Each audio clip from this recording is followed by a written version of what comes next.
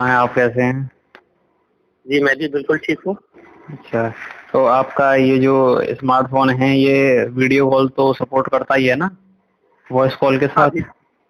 जी video call तो support कर लेगा, लेकिन वो डेटा कनेक्शन यहाँ थोड़ा डैमेज रहता है, तो भी इसमें नॉर्मल वीडियो कॉल हो जाता है, थोड़ा बीच-बीच में रुक जाता है, रुक-रुक के कट-कट के आता है। अच्छा, आप कौन-सा नेटवर्क यूज़ कर रहे हैं अभी? हम तो इसमें वोडाफ़ोन का सिम लगा हुआ है। हुँ, हुँ। यही यहाँ पर ज़्यादा मने काम करता है, हुँ, हुँ। Vodafone, Airtel. हुँ, हुँ। हाँ, तो तो ये है कि वीडियो कॉल करके देखें, अगर जी, कट जाता है हाँ, हाँ। तो फिर उसको बाद में दोबारा जोड़ लेंगे वो तो एडिट करके। हाँ, हाँ, वो भी ठीक रहेगा, जैसा आप सही समझिए। जी हाँ, तो मैं करता हूँ आपको। आपके में अ, यहीं पे ये वो आपका वोल्टे है मतलब जी? वॉइस ओवर एलटीई जो होता है वोडाफोन आपका? ना, एलटी तो शायद नहीं होगा ये। अच्छा, तो नहीं हो पाएगा। तो फिर आप जो है ऐसे ही अपनी बात शुरू कीजिए। जो जी, आवाज़ ठीक। तो रिकॉर्ड हो रही है आपकी। तो आप जो है जी। कहानी कहाँ से शुरू करना चाहेंगे? जी, मैं ऐसे 2002 में स्कूल में जॉइन किया था शिक्षक के रूप में, सह शिक्षक कहते हैं हमारे पद को। हुँ। तो सिविल सर्विस कमीशन के माध्यम से यहाँ लिया गया था, तो मैं पढ़ाता था शुरू-शुरू में, तो मतलब घर में इकलौता मतलब लड़का था, कमाना कुछ पड़ेगा, ये भी विचार था। तो धीरे-धीरे बच्चों में थोड़ा रुचि बढ़ती गई, तो मैं उनको पढ़ाते गया। जैसे कि कोई टीचर नहीं आए हैं और सब्जेक्ट में कुछ पढ़ाई और कराना है, तो इस तरह से मैं बहुत सारा सब्जेक्ट उन लोग को, मतलब ऐसा भी होता था कि दिन में 8-8 पीरियड क्लास लेता था। तो अपने बारे में ज़्यादा नहीं करना है इसमें हमको। जी। तो शिक्षा में मेरा थोड़ा इंटरेस्ट रहा था। मैं सोचता था कि बच्चों का करियर बना रहा हूँ। जी। तो कुछ बच्चे अच्छे निकले भी उससे, लेकिन और आगे चल के मुझे अनुभव हुआ, खास तौर से मैं जब ये फ़ेसबुक वगैरह में आया, मेरा एक आध्यात्मिक बैकग्राउंड था, तो शुरू-शुरू में वही आध्यात्मिक पोस्ट वगैरह, दार्शनिक पोस्ट ज़्यादा किया करता था, लेकिन धीरे-धीरे कुछ ऐसे लोगों के आया जो कि ट्रूथर कहलाते हैं। हुँ। कुछ लोग जंग से कॉन्स्पिरेसी थ्योरीज भी करते हैं, लेकिन मैंने देखा कि इनको लोग हँसी-मज़ाक में उड़ा देते हैं, लेकिन ये सही बात नहीं है। हर हुँ। बात को हमें परखना चाहिए। हाँ, हाँ, यहाँ पे 2 चीज़ें हैं, मैं यहाँ पे बता दूँ कि कॉन्स्पिरेसी थ्योरिस्ट जो शब्द है ये सीआईए ने बनाया था, जी, ताकि बिल्कुल, लोग जो है बिल्कुल। हाँ। सच्चाई तक ना पहुँच पाएँ। जी, जी, जी, जी। मैंने एक फ़ोटो भी डाला था फ़ेसबुक पे, आपने देखा हो तो जी, सीआईए वाला। जी, और जी। ये है कि अगर कॉन्स्पिरेसी थ्योरिस्ट होगा तो गिने-चुने लोग होंगे, लेकिन सभी लोग थोड़ी कॉन्स्पिरेसी थ्योरिस्ट होंगे। तो नहीं, 2 नहीं, नहीं। चीज़ें ये जो है कॉन्ट्रडिक्शन पैदा करती हैं। हाँ, तो हाँ, हाँ। इससे पता चलता है कि जिन्हें हम कॉन्स्पिरेसी थ्योरी समझते हैं, खाली उनमें कहीं न कहीं सच्चाई भी होती है। अब आप आगे बताइए। बहुत बहुत सच्चाई है, और बहुत शुक्रिया इसको, मैंने इस बात को बताने के लिए। जी। तो यहाँ पर मैं बिल्कुल ऐसी बातें रखूँगा आज, जो कि कॉन्स्पिरेसी थ्योरी कोई कह भी ना सके। क्योंकि लोग अधिकतर होता है कि मज़ाक बना लेते हैं और गलत दिशा में चले जाते हैं, सच्चाई जी। का मज़ाक उड़ाते हैं। जी। जी, तो मैं शिक्षा क्षेत्र से जुड़ा था, तो यहाँ पर मुझे यह महसूस हुआ धीरे-धीरे कि शिक्षा को एक हथियार की तरह इस्तेमाल किया जा रहा है। लोगों का कई तरह से जो शिक्षा से जो उन्नति होना चाहिए, वो नहीं हाँ। हो पा रहा है। हाँ, लोगों का पतन किया जा रहा है बेकार की पढ़ाई पढ़ाकर। जी, जी। इसमें मैं कुछ बातें पहले तो एक आध्यात्मिक बैकग्राउंड मेरा रहा है, उस हिसाब से मैं कह सकता हूँ कि बच्चों का जो इमोशनल क्वोशंट है, जो आईक्यू के अलावा, हुँ। उस पर भी हमें ध्यान देना चाहिए चरित्र गठन के लिए। तो जी। हम लोग क्या कर रहे हैं कि बच्चों को कंपटीशन का माहौल में बड़ा कर रहे हैं कि तुमको इससे दूसरों से आगे बढ़ना है। हाँ जी बिल्कुल। और इससे क्या होता है, कोई 10 में से कोई एक आगे बढ़ेगा, लेकिन बाकी 9 को दबा कर या कहीं ना कहीं किसी को लंगी मार कर जिसे कहते हैं, हाँ किसी का बुला करके, किसी के ऊपर से चल के, हाँ किसी का इस्तेमाल करके वो आगे बढ़ेगा। जी हाँ। उसमें कंपैरिजन नहीं होगा, तो इस तरह से देश गठन तो नहीं होता है। हाँ जी, यहाँ पे 2 चीजें हैं कि एक तो ये खेल वो वाला है कि उसका 5 कुर्सी हैं और 8 लोग बैठने वाले हैं। जी म्यूजिकल चेयर। हाँ, और क्या कहते हैं, एक चीज ये कि जो लोग पीछे रह जाएंगे इस कंपटीशन में तो उनको ये लगेगा कि हम बेकार हैं, किसी काम के नहीं है, जबकि ऐसा नहीं होता है। हाँ। और ये सिस्टम, मैं इस पर भी बाद में आना चाहूंगा। ये सिस्टम ऐसे बनाया गया कि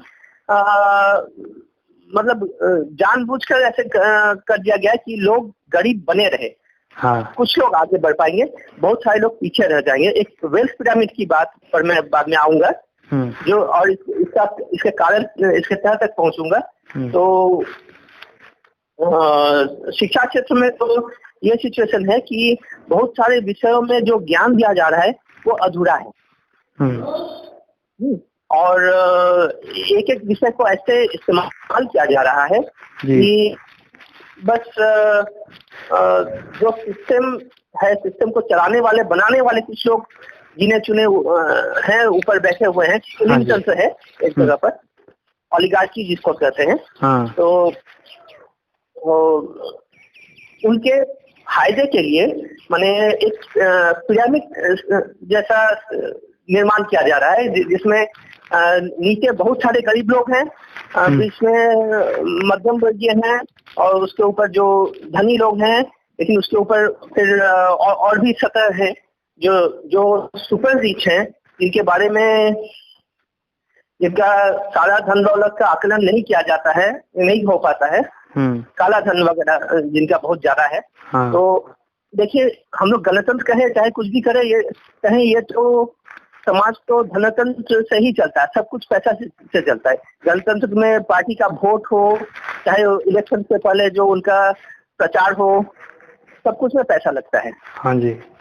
और सही और सच्चा इंसान जहाँ खड़ा होता है बिना ज्यादा प्रचार का, या ऐसे कई मामले सामने आए हैं जो वो हार गए जी। आपको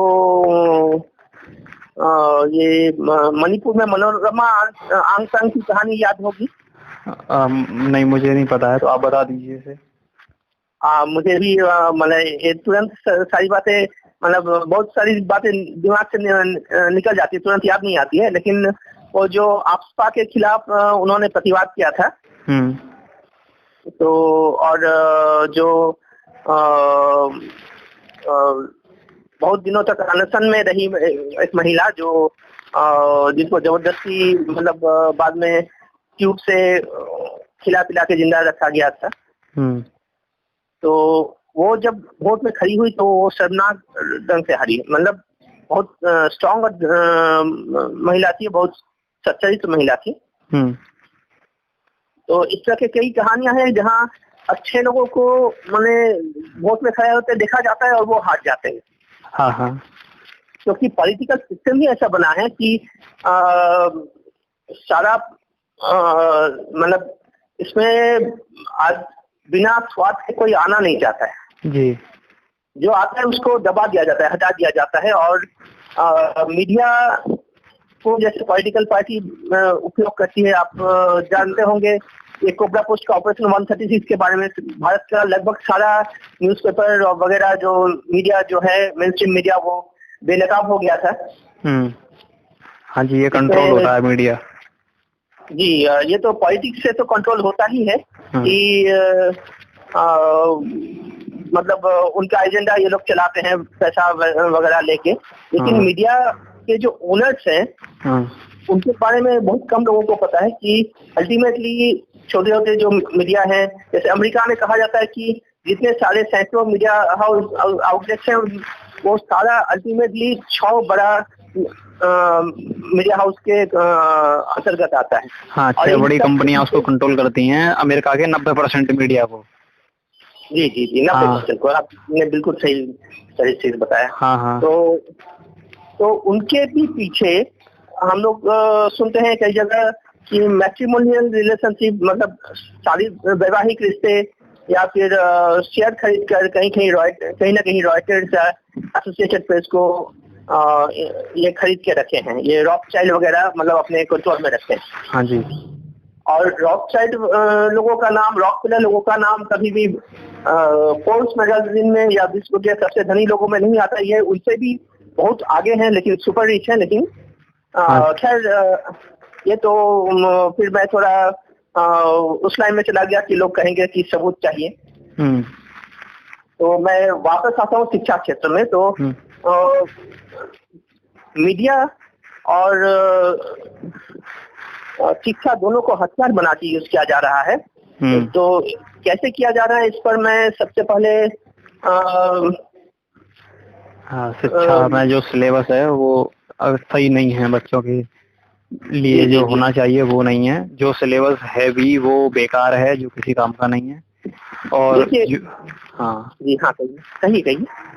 हाँ, और मतलब ये है कि जो पढ़ाया जा रहा है वो भी पूरा नहीं है, वो भी ढंग का नहीं है, वो भी टूटा फूटा टेढ़ा मेढ़ा सा है। चाहे वो मतलब छोटी क्लास का हो चाहे बड़ी क्लास का हो, बच्चा इसमें यही नहीं सीख पाता है एक व्यक्ति, एक मनुष्य की हमें करना क्या है एक्चुअली में, और हमारे जीवन का मकसद क्या है। देखिए, जैसे कि हम लोग जैसे ईंट पिसाई के मशीन में छील कर डाल दिया जाता है ना। हाँ, अधिकतर लोगों का जिंदगी ऐसा ही हो गया है कि हमको पैसा कमाना है, हमको रोजगार करना है, आगे बढ़ना है। एक ऐसा रेस बन गया है कि मतलब जीवन में शांति नहीं है और सुख नहीं है। हाँ। और हर जगह पैसे का ही बोलबाला है, जबकि हमारा जो समाज था वो हर जगह धनतंत्र पर नहीं चलता था। हाँ। तो इसको कैसे बिगाड़ा गया है, इस पर मैं आता हूँ कि फिर वापस मैं एक दो विषय को लेकर, जैसे इकोनॉमिक्स में क्या हो रहा है वो तो स्पष्ट चल जाएगा कि ये बातें मैं जो बताने वाला हूँ ये इकोनॉमिक्स के सिलेबस में नहीं है। हाँ। और जबकि सिलेबस अगर बच्चों का इस्तेमाल करने के लिए, शोषण करने के लिए नहीं बना होता तो इसमें ये सारी बातें दी जाती। हाँ। तो इकोनॉमिक्स में जैसे एक हम लोग को जीडीपी पढ़ाया जाता है। जीडीपी कितनी बेकार चीज है ये तो राजीव दीक्षित जी अब हमें बता कर गए हैं। हाँ जी। राजीव दीक्षित जी। तो इसमें जैसे कि लूट मार होती है, चोरी डकैती बढ़ती है, तो पुलिस को मतलब इन्वेस्टिगेशन वगैरह का खर्चा ज्यादा बढ़ता है, तो वो खर्चा जीडीपी में जोड़ा जाता है। अच्छा। तो जीडीपी मतलब जितना देश में ये सब बढ़ेगा उतना जीडीपी में वो जोड़ के दिखाया जाएगा, जीडीपी बढ़ता हुआ दिखेगा। अच्छा, तो यही वजह है कि अमेरिका की जो जीडीपी मतलब बहुत सबसे ज्यादा है। अमेरिका का जीडीपी का तो मुझे देखिए ठोस ज्ञान नहीं है, लेकिन इतना मैं जानता हूँ कि जैसे वहाँ फिएट करेंसी का क्वांटिटेटिव ईजिंग चल रहा है, जो कि मतलब बहुत ज्यादा पैसा छाप रहे हैं। इस पर मैं थोड़ी देर में आ रहा हूँ। हाँ हाँ, क्योंकि ये एक रोल भी तो, जो आपराधिक गतिविधियां हैं अमेरिका में जो ज्यादा घटती हैं, आपने देखा है कि जेल में वहाँ पे छोटे छोटे बच्चे 13-14 साल के 15 साल के बच्चे वहाँ जेल में बंद रहते हैं अमेरिका में। तो वहाँ पे इस तरह की जो घटनाएं घटती हैं तो जाहिर सी बात है पुलिस का इन्वॉल्वमेंट आएगा, और जैसे ही पुलिस का इन्वॉल्वमेंट आएगा तो जीडीपी बढ़ेगी। वहाँ का तो देखिए ये बात तो बिल्कुल जायज है। ये मैंने यही हिसाब है, जैसे कि राजीव दीक्षित जी कहते हैं कि आप एक गाय का दूध से कुछ बना रहे हैं घर में, तो इसका कोई जीडीपी पर कोई असर नहीं है। लेकिन उसी गाय को जिसको जिंदा रखने से वो कोर्ट में केस करके जीत चुके हैं, साबित कर चुके हैं कि गाय को जिंदा रखने से हमें बुरी गाय को भी जिंदा रखने से उससे हमें कितने फायदे हैं, कितना उससे चार वगैरह बनते रहेगा, जो कि ऑर्गेनिक फार्मिंग, जैविक कृषि में काम आएगा। तो और वो तो उससे जो मीथेन गैस वगैरह होता है उससे वो जो जज थे कोर्ट के, उनका गाड़ी भी 3-4 महीना शायद चलाकर दिखा दिए, चलवाकर कि कितने तरह से इसका उपयोग हो सकता है और कितना फायदा है। तो जबकि गाय अगर काटी जाए तो हाँ। जीडीपी में आ जाए। हाँ घर में महिलाएं कुछ उत्पादन करें, मान लीजिए पापड़ बना रहे हैं, कुछ कर रहे हैं, तो वो जीडीपी में नहीं आता है। हाँ। तो ये सब बातें हैं। अगर आप डॉक्टर के पास जाए, डॉक्टर का फीस बढ़ेगा, जीडीपी बढ़ेगा, लेकिन आप स्वस्थ रहें तो वहां पर तो इकोनॉमिक्स में गिनी इंडेक्स एक और बात बताई जाती है, जिसमें भारत काफी पीछे भी है। और गिनी इंडेक्स होता है कि जो इकोनॉमिक इनइक्वालिटी है उसको दर्शाता है। मतलब कौन मतलब धन का अगर बराबर बंटवारा हो तो गिनी इंडेक्स में वो देश आगे रहेगा। लेकिन भारत इस मामले में 100 के आसपास कहीं था, 95 या ऐसा कुछ था, ऐसे कोई आंसर। तो इकोनॉमिक्स ऐसा होना चाहिए जो कि सुख समृद्धि का कारण बने, उसका टूल बने। हाँ, सुख समृद्धि को दिखाए कि कैसे बढ़ती है, ना कि ये कि जीडीपी बढ़ाना सिखाए कि जीडीपी कैसे बढ़ेगी। जीडीपी बढ़ाने का सिखाना हम लोग को जो सिखाया जाता है उसके पीछे कई मकसद है। जैसे कि आपको बताएं हर चीज का कीमत कैसे बढ़ रहा है। एक सोना का उदाहरण दे रहे हैं। 1970 में, आपसे 50 साल पहले, सोना 200 रुपए से कम में मिलता था प्रति 10 ग्राम का। जी, ठीक है। और शायद 1964 या 66 में ये था 64 रुपए 25 पैसे, मतलब उसका भी 1/3। तो आज सोना 50,000 रुपए से ऊपर है मार्केट में, 10 ग्राम सोना का। हाँ जी। तो हर चीज का भाव उसी तरह बढ़ रहा है, खाली सोने का नहीं। तो ये कैसे और कहां से हो रहा है? तो ये ऐसे हो रहा है कि पहले अच्छा, मैंने जो वीडियो में डाले थे secrets of money, Hindi video है, जो कि माइक मेलोनी के वीडियो सीरीज पर आधारित है, सीक्रेट्स ऑफ मनी। तो उसमें भी और आपकी पहले के वीडियो में भी ये बात बताई गई है, तो मैं संक्षेप में इस बात को रखूंगा कि देखिए, जैसे शुरू करता हूँ बैंक का एक सिस्टम से, फ्रैक्शनल रिजर्व बैंकिंग। पहले के सुनार लोग जैसे सोने के एवज में सर्टिफिकेट दे दिया करते थे, तो एक समय जाके वो नोट में बदल गया, करेंसी बन गया। हाँ, तो वो मतलब पर्ची दे देते थे ना कि मैं आपको इतने रुपए वापस, इतने सोने के सिक्के वापस कर दूंगा अगर आप मेरे पास आएंगे, तो है ना। हाँ, और वही लोग आगे चल के बैंकर बन गए, क्योंकि ये धंधा करते करते। और ये हो गया था गोल्ड बैक्ड करेंसी। अब गोल्ड बैक्ड करेंसी या सिल्वर बैक्ड करेंसी एक समय था, आगे चल के ये बन गया फिएट करेंसी। फिएट करेंसी मतलब इसके पीछे कोई गोल्ड या सिल्वर का बैकिंग नहीं रहा। और जब गोल्ड स्टैंडर्ड खत्म हुआ 1933 के आसपास ना। जी। और उसके बाद 1971 में ये गोल्ड बैक्ड करेंसी भी खत्म हो गया। उसके बीच में गोल्ड बैक्ड करेंसी चल रहा था। तो फिर ऐसा हो गया कि गवर्नमेंट, आप जानते होंगे कि जैसे कि रिजर्व बैंक है, ये गवर्नमेंट ऑर्गेनाइजेशन नहीं है। और जैसे अमेरिका का फेडरल रिजर्व है, ये तो अब बिल्कुल सबके सामने आ गया, स्पष्ट है कि ये सारे सेंट्रल बैंक, इनका जैसे गठन हुआ था, इनका इतिहास भी लोगों के सामने आ रहा है। हालांकि इंटरनेट अब बहुत बातें दबा रही है, मिटा रही है, लेकिन ये स्पष्ट है कि वो एक प्राइवेट ओन्ड बैंक है। हाँ जी। और वो लोग जैसे नोट छापते हैं, सरकार को लोन देते हैं, उस पर 6% सूद कमाते हैं, इंटरेस्ट पाते हैं। और ये जो फिएट करेंसी है, ये लोग जितना चाहे छाप सकते हैं, लेकिन एक लिमिट में छापते हैं कि ज्यादा इन्फ्लेशन ना हो जाए। इन्फ्लेशन इसलिए होता है कि ये बैंकर्स जो है, वो वापस बैंकर्स में आ जाता हूँ, वो फ्रैक्शनल रिजर्व बैंकिंग नाम का एक सिस्टम करते हैं, जिसमें वो ज्यादा जितना पैसा उनके पास है, उससे ज्यादा वो लोग कारोबार में लगा देते हैं, डिजिटली या दूसरे ढंग से, जबकि वो पैसा हकीकत में एग्जिस्टेंस में नहीं है। मैंने जैसे कि आपने पैसा जमा किया तो आपके अकाउंट में भी दिखा रहा है और दूसरी जगह भी वो इन्वेस्ट कर रहा है। हाँ और ऐसा जैसे कि अमेरिका में ऐसा नियम है कि आपको टोटल जितना है उसका 10% रखना है और 90% आप दूसरी जगह इन्वेस्ट कर सकते हैं। हाँ हाँ, और भारत में ये बताते हैं कि 24 गुना है, 24 टाइम्स भी है।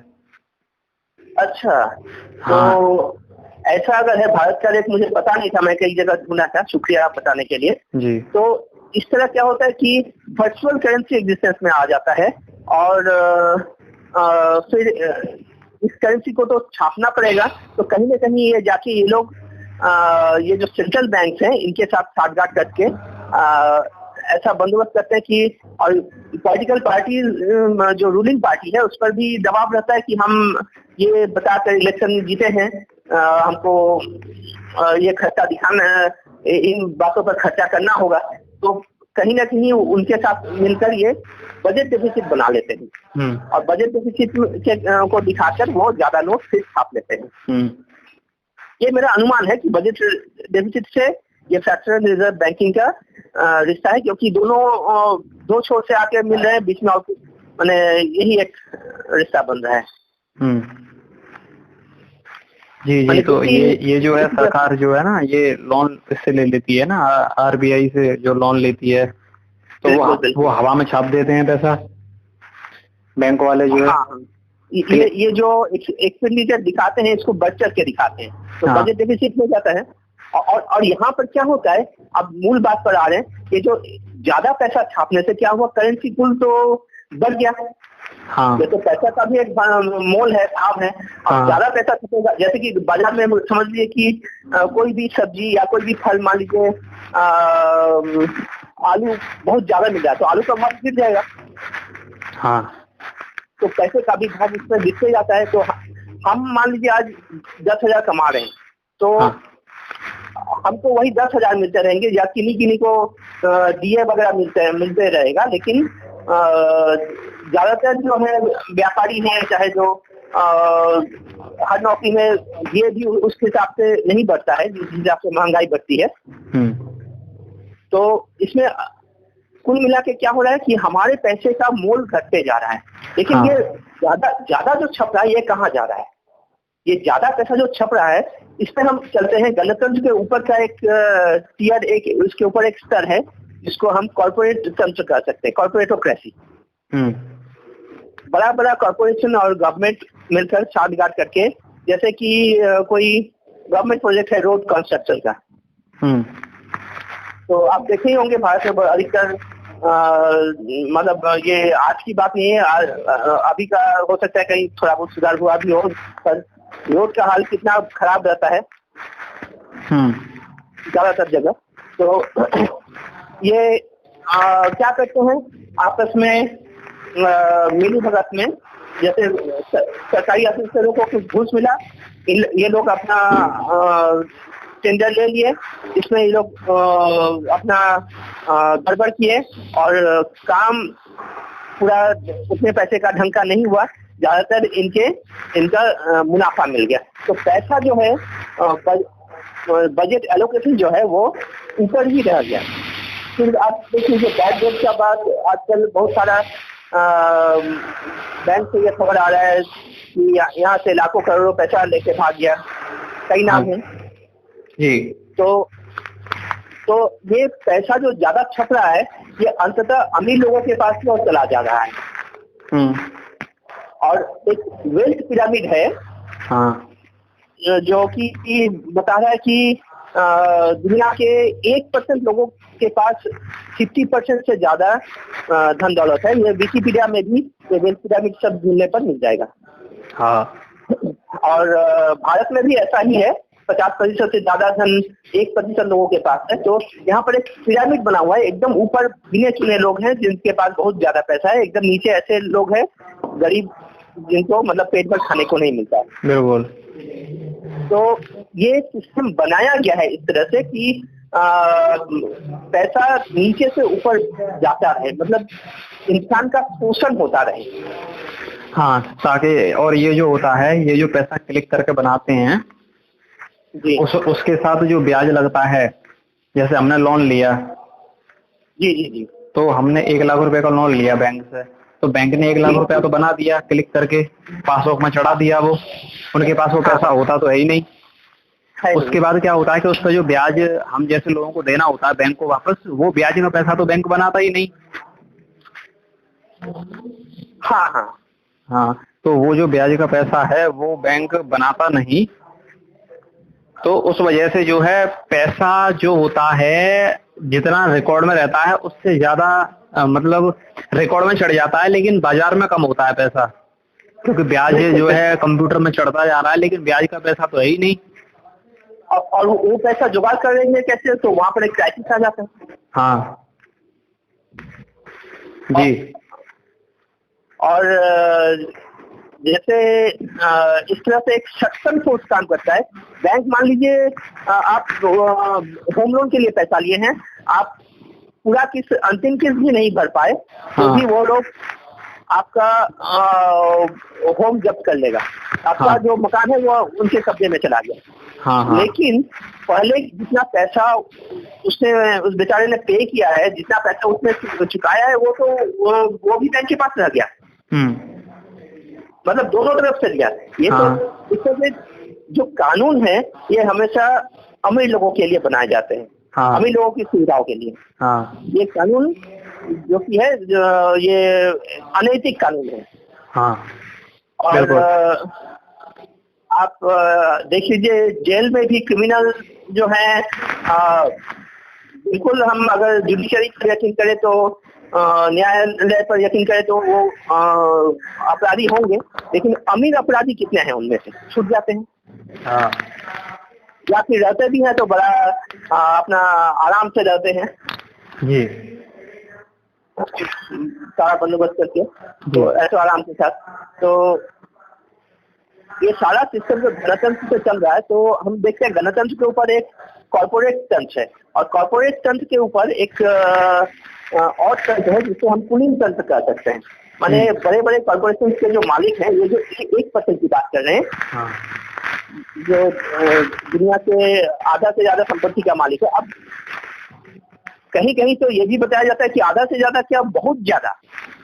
वैसे बता के तो मैं, आप जो 50% संपत्ति बता रहे हैं वो मैंने 95% सुनी है। जी, मैंने 93 नहीं देखी थी। तो फिर भी मैं आज एकदम जो स्ट्रॉन्ग एविडेंस है जो लिखा पढ़ी में हम साबित कर सकते हैं, उसी बात पर जाऊंगा, क्योंकि ताकि कोई इस पर सवाल ना उठा सके। क्योंकि देखिए जो काला धन है वो तो अमीरों के पास ही होगा और वो तो छिपाएंगे ही। तो जो भारत में बता रहा है कि 1% लोग के पास 98% धन दौलत है, तो वो 98% ना होके तो उससे ज्यादा होना ही है। जो छुपाना है उन्हीं को छुपाना है।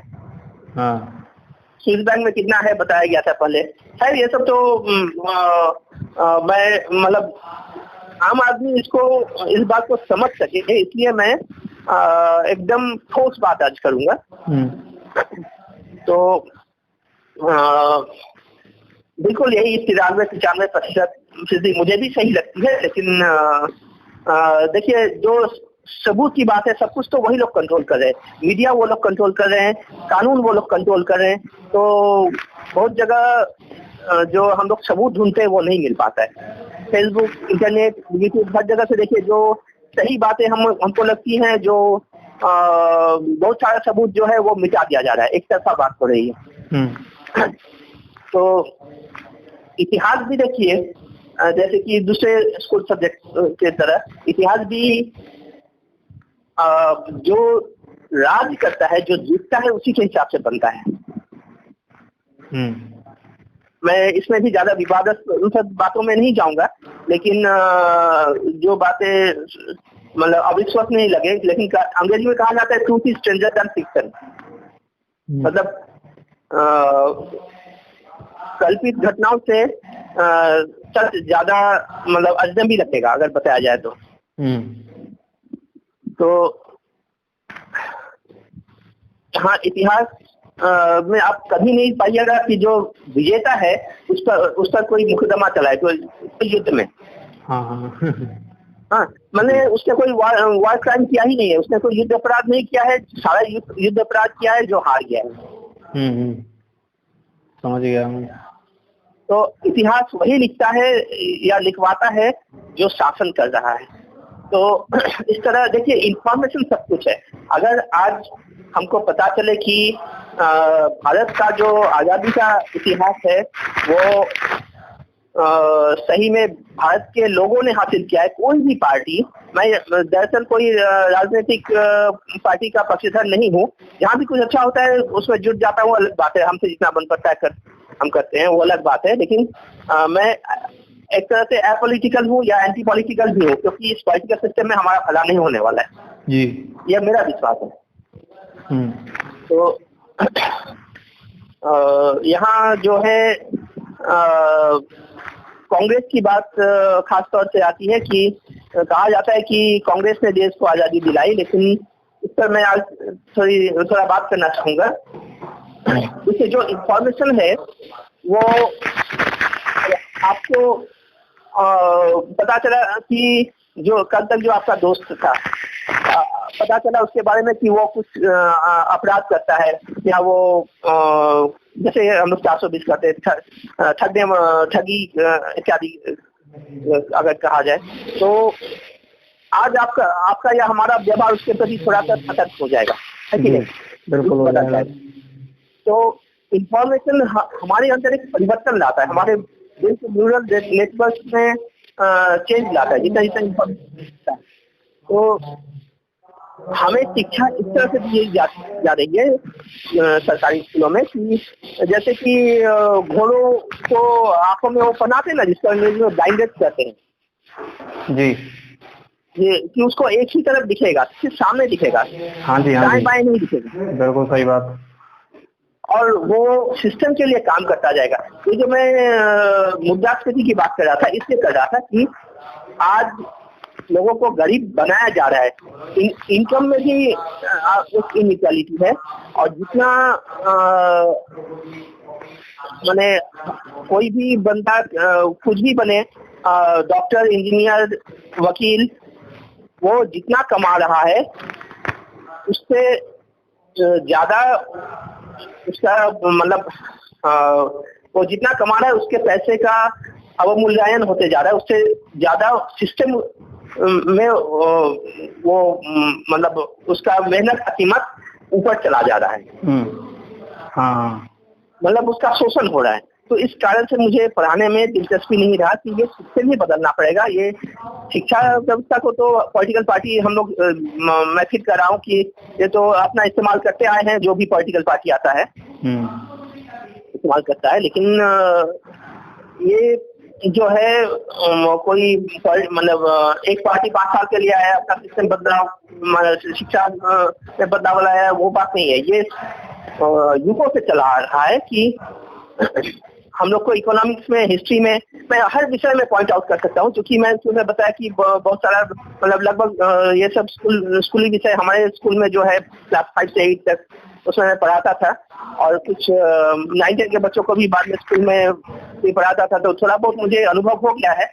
और जब मैं ये ट्विटर कम्युनिटी के संस्पर्श में आया, बहुत सारी और बातें पता करी, मैंने भी कुछ सोच किया। तो खास तौर पे आज मैं इतिहास में भारत के इतिहास की बात करूंगा, जो कि इसे कहा जाता है कि भारत इतने सालों से आक्रांताओं से पराजित होते रहा, ये मतलब बार बार एक शासक से हारते रहा, लेकिन या एक आक्रांता आकर लूट कर चला गया। लेकिन कई ऐसी कहानियां मुझे मिली कि उनके खिलाफ भी प्रतिरोध बना था, कहीं ना कहीं उनको भी हराया गया था। कई ऐसे कारण है कि जैसे कि कहीं 100 साल, कहीं 200 साल बाहरी आक्रांता नहीं आ पाए थे, तो उन कारणों को मिटा दिया गया है हमारे इतिहास से। मतलब हम भी लड़ना जानते हैं, ये बात हमें भुला दिया गया है जी। ऐसा तो नहीं होता है कि आप मान लीजिए देश दुर्बल हो और अचानक ही उस पर दया करके कोई छोड़ दे। कहीं ना कहीं उसने पलटवार किया है, कोई ना कोई राज्य, कोई ना कोई साम्राज्य। तो इस तरह की बहुत सारी कहानियां मेरे नजर में आई और मैंने देखा कि हमारे देश के इतिहास को छुपाया जा रहा है, जो कि राजीव दीक्षित जी भारत की शिक्षा व्यवस्था पर बहुत अच्छा बात कहे थे कि जो गुरुकुल प्रथा थी पहले की, वो कितनी उन्नत थी कि उस समय जो 2000 साल के बाद जो जिस तरह का प्लास्टिक सर्जरी, राइनोप्लास्टी शुरू हुआ, वो उस समय पाया जाता था। और हमारे देश में ऐसे ऐसे लौह स्तंभ हैं, लोहे के खंभे हैं जो कि एकदम शुद्ध लोहे के बने हैं और जिसमें आज भी देखते हैं कि जंग नहीं लगा है। तो ये कहाँ से आया, कैसे बना, ये तकनीक कैसे विकसित हुई? एक बहुत बड़ा षड्यंत्र काम कर रहा है, जो हमारा इतिहास, हमारा यहाँ तक कि जीव विज्ञान या जो प्योर साइंस है उसको भी, मतलब हर विषय को इस तरह से कहीं ना कहीं दबाया गया है, घुमाया गया है कि हमें लगता है कि हम लोग पहले कुछ नहीं थे और धीरे धीरे सीख रहे हैं, आगे बढ़ रहे हैं। लेकिन फिर ये जैसे कि मान लीजिए इलोरा में एक केव नंबर 16 है, 16 नंबर जो गुफा है कैलाश मंदिर, वो कैलाश मंदिर मोनोलिथ है, एक बहुत बड़े चट्टान को काट के बनाया गया है। देखा है वो मैंने। हाँ, तो ये कहा जाता है कि आज के युग में भी ऐसा तकनीक हमारे पास शायद नहीं होगा, और पत्थर काट कर सिर्फ छेनी हथौड़ी से बनाया गया, ये बात विश्वास के लायक नहीं है। हाँ, वो इतनी अच्छी जो डिजाइन बन रही है, एक पत्थर को काट के कोई टेक्नोलॉजी नहीं बना सकती आज के जमाने में। और यहाँ तक कि आप देख लीजिए जो पिरामिड है, भारत में भी इस तरह के बहुत सी और बातें हैं, जो कि जैसे कि पानी के नीचे डूबा हुआ एक शहर है, द्वारिका शहर, गुजरात के द्वारिका के बगल में समुद्र के नीचे। तो जो पिरामिड बने हैं उनमें इतने तरह के मैथमेटिकल कोड छुपे हुए हैं, उसमें इतना कुछ सूक्ष्म व्यवस्था है। अगर देखा जाए तो लगता है कि ये इस तरह का आज भी बनाना संभव नहीं है। ये लोग जो कहते हैं कि इसमें इतने लोग एक एक पत्थर ले आते थे ऐसे, इस तरह के एक के बाद एक जोड़ के, तो इतना स्मूथ काम होना, इतना परफेक्ट काम होना, और उसमें कितने सैकड़ों साल लग जाएंगे उसका भी कोई हिसाब नहीं मिलता है जी। तो हमारा इतिहास ऐसा नहीं था कि हम पहले आदि मानव थे, सिर्फ पहले की कई सभ्यताएं थी जिसका बराबरी आज भी हम नहीं कर पाए। एक माइकलसन मॉर्ली एक्सपेरिमेंट हुआ था जिस लाइट का, प्रकाश पर, जिस प्रयोग के बाद न्यूटन का थ्योरी कुछ हद तक खारिज कर दिया गया और आइंस्टाइन का थ्योरी उसके बाद आया, ये रिलेटिविस्टिक थ्योरी जो है। तो एक डिस्क्रिपेंसी से एक विज्ञान की एक नई विधा, मतलब एक नई शाखा मान लीजिए खुल गई, जो रिलेटिविस्टिक, जो थ्योरी ऑफ रिलेटिविटी वगैरह सामने आया। तो हमारे सामने ये जीते जागते जो नमूने हैं, ये जो लोहे के खंबे हैं, कई भारत में कई जगह पे हैं, जो शुद्ध लोहा उस समय में कैसे बन जाता है, आज भी जिससे जंग नहीं लगा, वो कारीगरी हम आज तक हासिल नहीं कर पाए। ये जो मंदिर है, ये जो पिरामिड कई जगह दूसरे देशों में बने हैं, तो ये साबित करते हैं कि हम पहले सिर्फ गुफा मानव नहीं थे। और ये भी बताया जाता है कि चार्ल्स डार्विन, हाँ, ये भी तो बताया जाता है कि चार्ल्स डार्विन की जो थ्योरी है, अफवाह है ये कि हम उनसे बने हैं, हमारे और चिंपांजी बंदर के पूर्वज एक ही थे। हाँ, इस पर मैंने काफी काम किया है, मैं थोड़ा बहुत मैंने पढ़ा है, लेकिन इसको मैं आज मतलब मैं इस पर सिर्फ ये सवाल उठाना चाहता हूँ कि अगर ऐसा था तो ये सब कहाँ से आ गए, कैसे आ गए।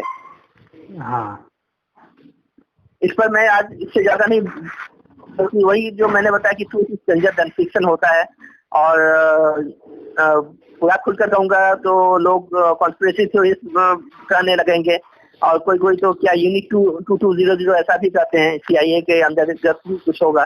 तो हम लोग को मतलब क्योंकि लोगों को जगाना है, धीरे धीरे सारा बात बताना है।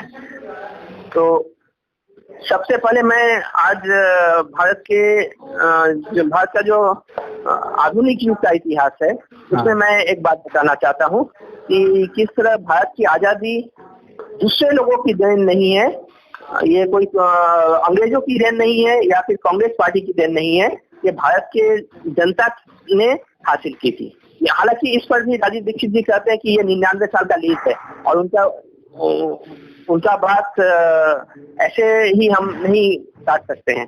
उनके बात में बहुत दम है। वो साबित कई सारी बात से ऐसा कहते हैं कि ट्रांसफर ऑफ पावर एक्ट वगैरह में क्या था, कैसे पुराना ही कानून चलते रहा है। उनकी तो मौत भी बड़ी विवादास्पद ढंग से हो गई और मीडिया ने ढंग से बताया नहीं। उनकी मौत पर भी जांच होनी चाहिए। ये ऐसे आदमी को इस तरह से मतलब रहस्यमयी मौत क्यों हो गई। तो मैं जो भी आजादी मिला है उसके पीछे एक कहानी कहूंगा। देखिए, इन सब बातों का सबूत मैं तुरंत नहीं दे पाऊंगा, लेकिन ढूंढने पर मिलेगा, क्योंकि अकेले मैं काम कर रहा हूँ, बहुत सारा चीज तितर बितर हो जाता है, दिमाग में नहीं रहता है। और क्या है कि कोई मान लीजिए बात जो सही लगता है कहता है, उसको मैं दूसरों के सामने रखता हूँ। कोई काट देता है तो सबूत के साथ काट देता है तो उसको भी मैं मान लेता हूँ। तो एक ग्रोइंग थ्योरी है, ऐसा नहीं है कि मैं जो कह रहा हूँ वो सच ही होगा। इस पर लोग अपना भी सोच करके देख सकते हैं। अधिकतर बातें सही निकलेंगी और ये लोगों के साथ मिलकर चलने से, ज्वाइंट प्रोजेक्ट जैसा बना लेने से लोगों की चेतना भी बढ़ेगी और जो सही है वो और जल्दी सामने आएगा। एक एक बात पर नींद में करते रहने से बरसों लग जाते हैं। तो सबसे पहले तो देखिए, मैं ये बात ठीक से कह नहीं पाया, कह देता हूँ कि जैसे कि इतिहास अगर हम सही ढंग से जाने कि हमको समझ में आएगा कि हमारा शक्ति कितना है। भारत की आम जनता में जो आत्मशक्ति है उसका एहसास उसे होगा। जब तक हमें एहसास नहीं होता है, हमें ऐसे बना दिया जाता है शिक्षा व्यवस्था में कि हम याद करते रहें, रटते रहें और क्रिएटिविटी जो सृजन शक्ति है वो नष्ट कर दिया जाता है और सोचने की क्षमता, सवाल पूछना, ये सब बहुत जगह डिस्करेज किया जाता है। हकीकत ये है ओबीडियंस सिखाया जाता है कि चाहे हम सही हो या गलत, हमारा स्टूडेंट हमारा आज्ञाकारी रहेगा। इससे क्या होता है, हमारा कंट्रोल बना जाता है और सिस्टम में जाएगा तो अपने से बड़े अफसरों का बात वो मानते रहेगा, अपने से ऊपर जो है। लेकिन सही है कि गलत, इस पर वो सवाल कभी नहीं उठाएगा। तो सिस्टम को इससे फायदा है और वो जो मेहनत करेगा उसका तो एक्सप्लॉइटेशन होगा ही। जैसे कि रुपए का मूल्यांकन जिस तरह से हो रहा है, ज्यादा नोट छापने से, और वो ज्यादा नोट जो छपा है वो ऊपर के तबके में रह जाता है, तो उसका जो श्रम है उसका कीमत उसको कम मिल रहा है, क्योंकि वो पैसा मुद्रास्फीति के कारण अपना मोल खो रहा है। तो यही इकोनॉमिक सिस्टम को चलाने के लिए ये लोग हमको गलत इंफॉर्मेशन भी देते हैं और हमारे पाठ्य पुस्तकों में बहुत सारा गलत इंफॉर्मेशन है। और जहां तक कि देखिए इंसान की आत्मशक्ति जगने की बात है, एक और छोटा सा वीडियो लिंक, मैं गायत्री परिवार से जुड़ा नहीं हूँ, लेकिन यहाँ मैं आपको भेज चुका हूँ। जो क्या नाम है उसका, गृहकुल एक प्रोग्राम है ऑनलाइन। तो इस तरह का देखिए, कोई भी धर्म, कोई भी संप्रदाय में हो, इंसान को मतलब मैं यहाँ की बात नहीं कर रहा हूँ, इंसान जहाँ भी रहे, वो जिस भी धर्म मजहब का हो, वो कोशिश करेगा ही कि अपने बच्चों को और संतुलित ढंग से विकसित करें और मतलब बेहतर इंसान बनाए। लेकिन हमारा शिक्षा व्यवस्था बेहतर इंसान नहीं बना रहा है। वो कंपटीशन सिखा रहा है, वो लालच सिखा रहा है, वो गुस्से पर काबू करना नहीं सिखा रहा है, वो सिर्फ आगे बढ़ना सिखा रहा है, दूसरे को धक्का देके गिरा के। और इससे देश गठन चरित्र गठन तो बिल्कुल ही नहीं, सिस्टम को फायदा हो रहा है। ये जो सिस्टम चल रहा है जिसमें बहुत सारे लोग पिस रहे हैं, मतलब जो इसमें आगे बढ़ रहा है वो भी जिंदगी भर कभी सुख नहीं पाता है। अपने समाज में सबके साथ मिल बैठ के एक साथ मतलब शांति से जीना जो है वो हम लोग कहा जाता है कि अब वो टाइम मतलब लोगों को अब टाइम ही नहीं मिलता है। हालांकि अभी लॉकडाउन का माहौल है तो कुछ बातें चूंकि विश्वसनीय लगे न लगे, मैं एक चेतावनी अंत में अगर आपकी इजाजत हो तो एक कुछ बातें मुझे कुछ खतरा दिखाई पड़ रहा है सामने, एक भविष्यवाणी के रूप में पेश करना चाहूंगा। हाँ बताइए। अगर आप अच्छा वो लास्ट में खा दूंगा, ठीक है ना? हाँ। एक बार तो लोगों को सतर्क रहना होगा। मुझे लगता है कि बहुत खराब समय अभी शुरू हुआ है। हाँ। और ये अभी दौर चलता रहेगा। हमें सजग होकर मुकाबला कैसे करना है। तो देखिए ये जो इकोनॉमिक जो सिस्टम था ये एक्सपर्ट जिस तक करते जा रहे थे, एक जगह जाके इनको रिसेशन लाना ही था और इसी रिसेशन के समय ये कोरोना वायरस वाला सिचुएशन आ गया।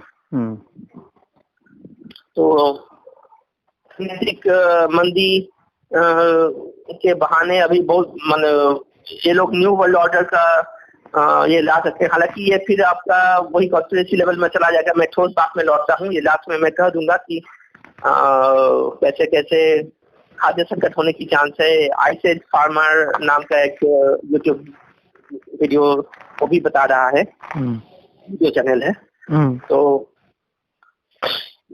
Excuse me. तो मैं शॉर्ट में आता हूँ भारत के इतिहास में। देखिए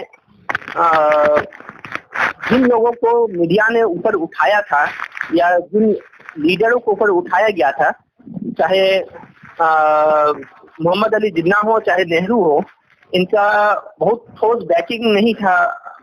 खासतौर से जिन्ना के बारे में तो राजीव दीक्षित भी कह गए हैं कि सूद देते थे और सुअर का मांस खाते थे, इसलिए मुसलमान संप्रदाय भी उसको नहीं स्वीकारती थी। उसको अंग्रेजों ने बनाया था और नेहरू को भी वो कंट्रोल करते थे। और इन दोनों के बारे में मेरा एक शक है, मैं शक ही कहूंगा क्योंकि अभी तक ठोस सबूत नहीं लगा कि जो फ्रीमैसन थे। फ्रीमैसनरी में एक जैसा दिखावे के लिए अच्छे लोगों को रखा जाता है, अच्छा काम करने के लिए। वो सब कुछ नहीं जानते हैं कि अंदर और क्या चल रहा है। कुछ लोग हैं लेफ्ट हैंड पाथ वाले जो शैतानी प्रवृत्ति के होते हैं और बहुत नुकसानदेह काम करते हैं और उसमें सीक्रेट फ्रीमैसन भी रहते हैं। तो कई बार ये वंश परंपरा में चलती है। मोतीलाल नेहरू फ्रीमैसन थे, तो उनके बेटे जवाहरलाल नेहरू का होना भी बहुत स्ट्रॉन्ग चांस है। और ये दोनों देखिए एक ही कॉलेज में एडविना के साथ पढ़े थे और बाद में लॉर्ड माउंटबेटन के साथ एडविना का शादी करके उनको यहाँ भेजा गया। लॉर्ड माउंटबेटन थे इंग्लैंड राज परिवार के हाउस ऑफ विंडसर के, और उनको कहा गया था ऐसा कि उनके पास ऐसा आलेखित निर्देश था कि भारत और को फिर ऊपर सशक्त बन के उभरने मत दो, क्योंकि उन्होंने भारत का बहुत शोषण किया था। मतलब भारत को ऐसे बंटवारा कर दो, ऐसे आपस में लड़ा के उलझा के रखो कि वो फिर कभी उठ ना सके। तो लिखित निर्देश ये था कि हो सके तो बिना विभाजन के ही करो, लेकिन अलिखित निर्देश ये था कि भारत का बंटवारा करवाओ।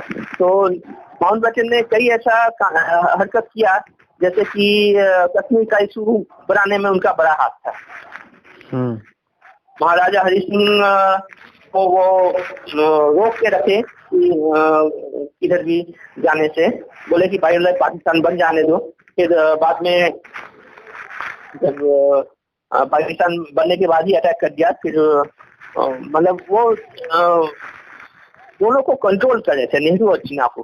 कुछ ऐसी बात भी राजीव दीक्षित जी कहते हैं अपने विस्फोटक इंटरव्यू में, अपने जो उनका जो स्पीच है उसमें वो कहते हैं कि भाषण में कि हम कि राजीव दीक्षित की ये नेहरू जी और जिन्ना दोनों को ब्लैकमेल किया गया था। और मेरे ख्याल से नेहरू को प्राइम मिनिस्टर बनाने के पीछे उनका बड़ा हाथ था, क्योंकि नेहरू उनका आदमी बन गया था। नहीं तो कांग्रेस का जो वर्किंग कमेटी है उसमें कहा जाता है कि 15 में से 12 सदस्य सरदार वल्लभ भाई पटेल को चाहते थे।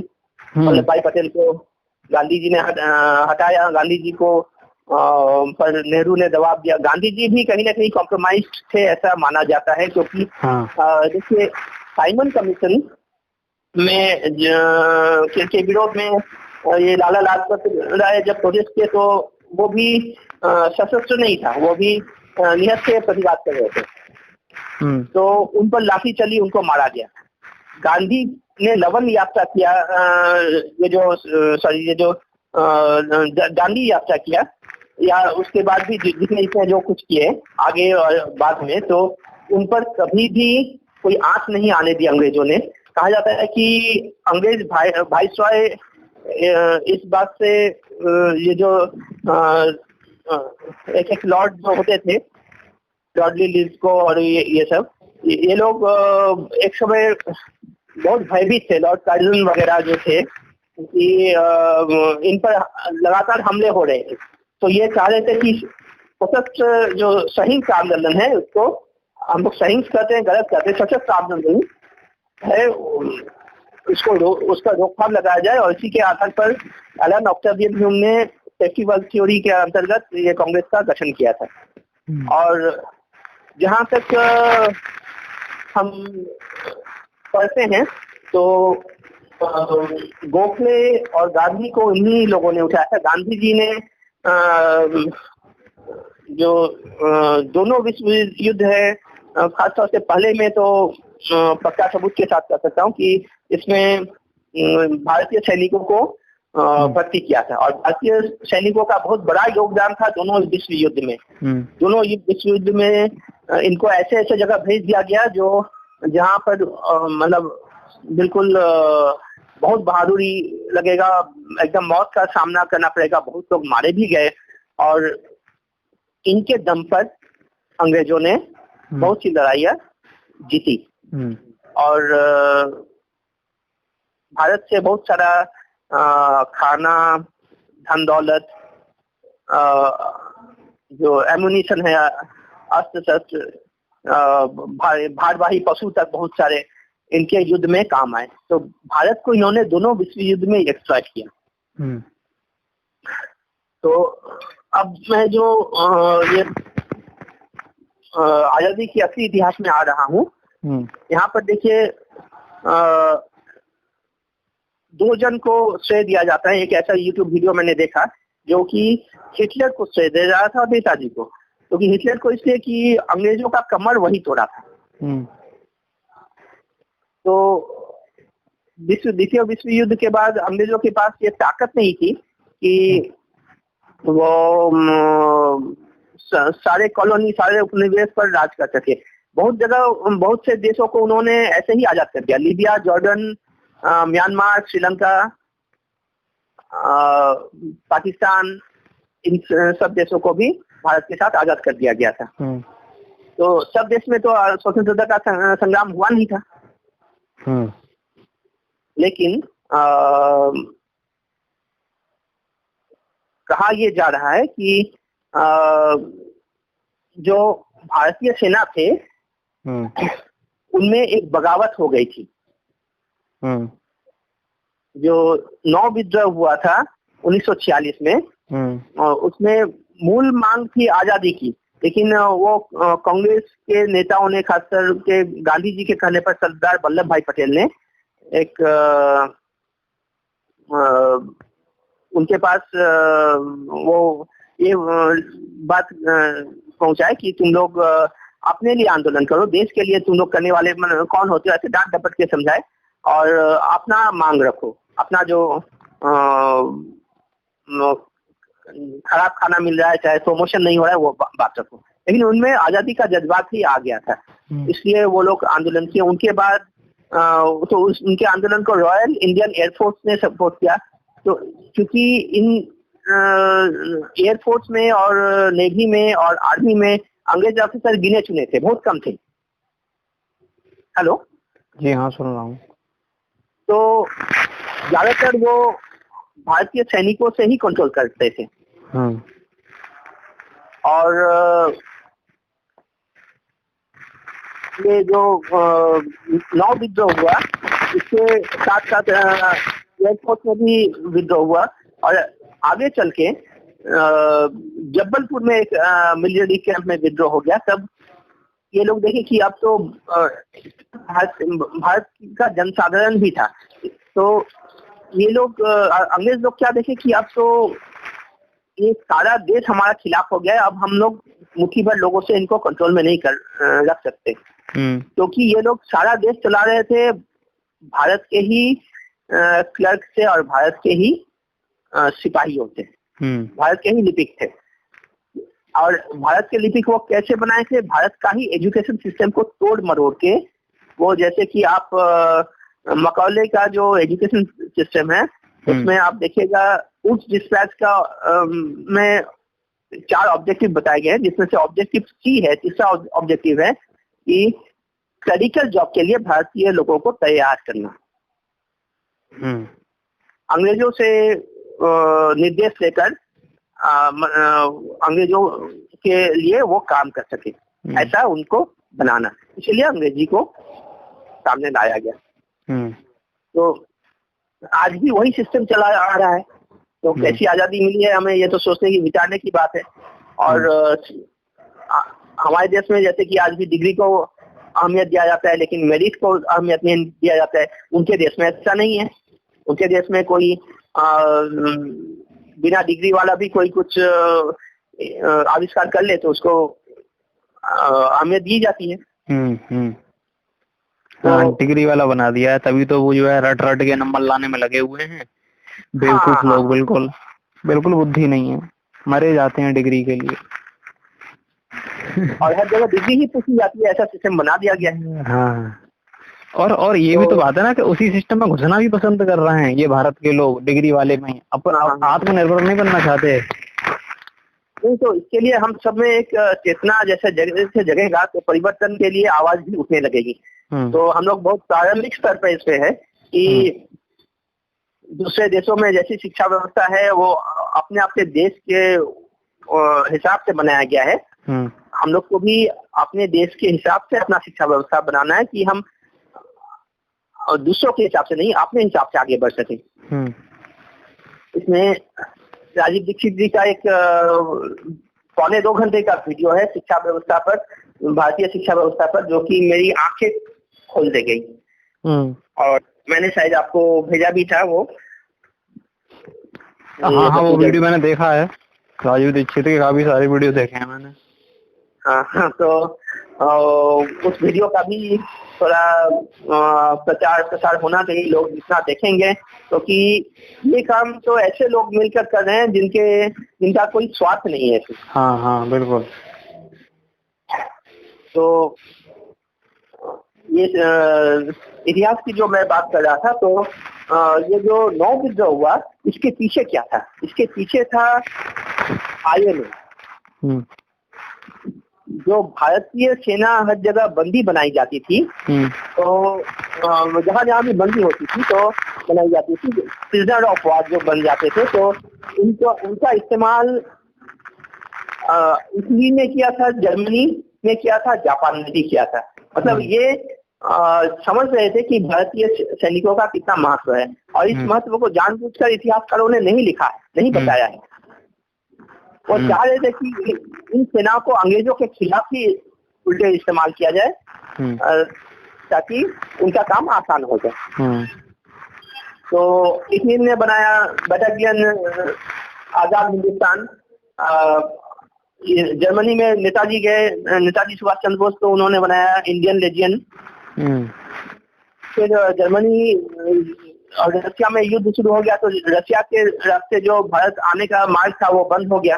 अब तो रशिया से युद्ध चल रहा है, वहां से सेना लेकर नेताजी नहीं आ सकते, तो कसम कसम पड़ गए। और हिटलर से बात हुई, हिटलर ने सबमरीन टू सबमरीन ट्रांसफर का जरिया बताया कि सबमरीन से हम लोग तुम्हें जापानी सबमरीन तक पहुंचा देंगे, वो लोग जापान ले जाएंगे। वहाँ बात हो चुकी है। वहाँ जो राजबिहारी बोस और कैप्टन मोहन सिंह जो INA बनाए हैं, आजाद हिंद फौज, जापान में प्रिजनर ऑफ वॉर को लेके, तो उनका कमान नेताजी को सौंप दिया जाएगा। तो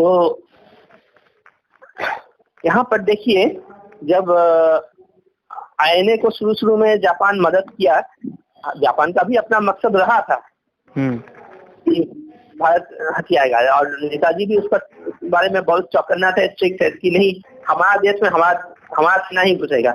तो आज में जाके ऐसा हुआ कि जब हिरोशिमा नागासाकी पर बम पड़ने लगा तो जापान को सरेंडर करना पड़ा, और जापान पूरा पीछे हट गया। तब आईएनए को सरेंडर करना पड़ा। नेताजी की मौत 1942 में नहीं हुई थी, ये तो जो भी रिसर्च कर रहा है बता सकता है कि वो फर्जी सबूत पेश किया गया था। तो आईएनए के कुछ लोगों को बंदी बनाया गया और कईयों को ऐसे मार भी दिया गया था। ठीक है, बहुत ये वॉर क्राइम, तो बहुत जघन्य अपराध जो अंग्रेजों ने किया, उसका मतलब कहीं कोई हिसाब नहीं हुआ। तो कुछ लोगों को वो लोग रेड फोर्ट में, लाल किले में ले आए, सबके सामने विचार शुरू किए, जो ओपन रेड फोर्ट ट्रायल्स कहा जाता है। तो ये 1945 के अंत में, शायद सितंबर से शुरू होके 1946 के मई तक चलते रहा। तो इसमें लेकिन उल्टा असर हो गया।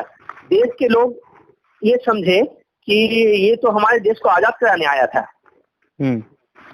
ठीक है, तो ये लोग तो, और इन लोगों में भी वो जज्बात आ गया था कि इतना दिन हम अंग्रेजों के गुलाम बने रहे, विदेशियों के लिए अपने देश को गुलाम बना के रखे हैं, लेकिन हम लोग चाहेंगे तो क्या फिर 1857 जैसा क्रांति नहीं आ सकता है। तो ये भाव जब इनमें, ये तो देखिए अंग्रेजों के सेना में थे, तो इनसे वो अंग्रेजों के सेना में वो बात फैल गई। जैसे कि मान लीजिए आप और हम पड़ोसी है, एक ही गांव से बहुत जगह बहुत सारे सैनिक जाते हैं। ठीक है, तो आप चले गए हैं आईएनए में, आप युद्ध करते करते बंदी बन गए, प्रिजनर ऑफ वॉर बन गए। आप को वहां जाके नेताजी या कैप्टन मोहन सिंह या इन्होंने समझाया, राजबिहारी बोस या इनके कोई लोग, तो आप अपने देश के लिए लड़ने को तैयार हो गए।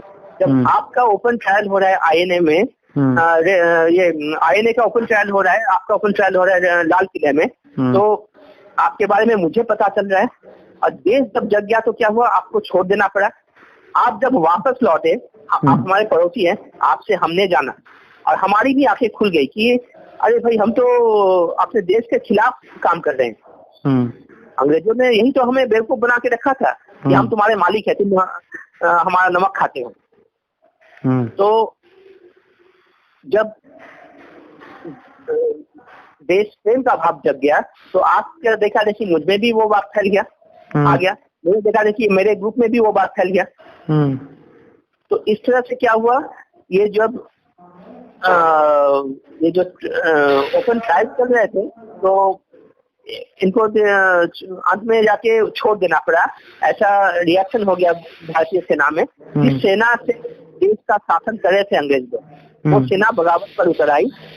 रॉयल इंडियन नेवी के साथ एयरफोर्स, और बाद में 18 फरवरी से 23 फरवरी तक, 1946 फरवरी से 23 फरवरी तक नौसेना विद्रोह हुआ, जिसमें जो शुरू हुआ था HMIS तलवार से, सिग्नल शिप। उसका देखा देखिए और भी बहुत सारे जहाज में जो भारतीय नौसैनिक थे उनमें ये बात फैल गई, और अंग्रेजों ने कहा कि एयरफोर्स से जाके इन पर बम फेंको, इनको उड़ा दो। मना कर दिए वो लोग, वायुसेना मना कर दी।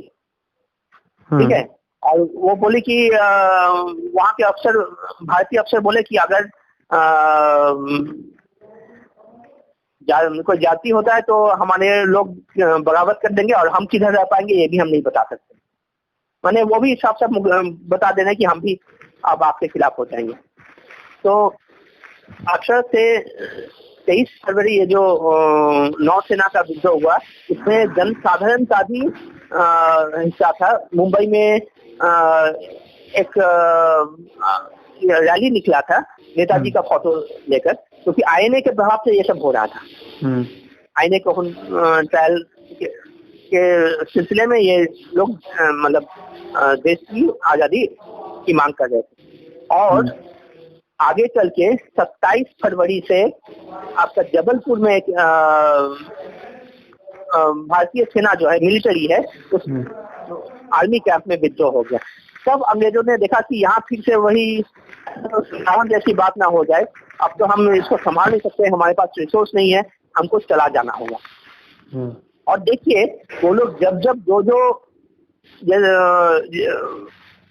प्रस्ताव दिए हैं वो किसी घटना से जुड़ा हुआ है, जैसे कि क्विक मिशन और कैबिनेट मिशन।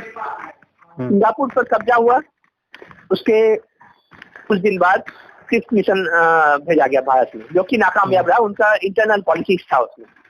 फिर उनका जो सत्ता में जो थे, उनका प्रतिद्वंदी था, उनको जानबूझ के भेजा गया था और यहाँ से सबूत करके उनको मतलब यहाँ जो अंग्रेज के ये थे क्या कहते हैं वाइस रॉय वगैरह, तो वही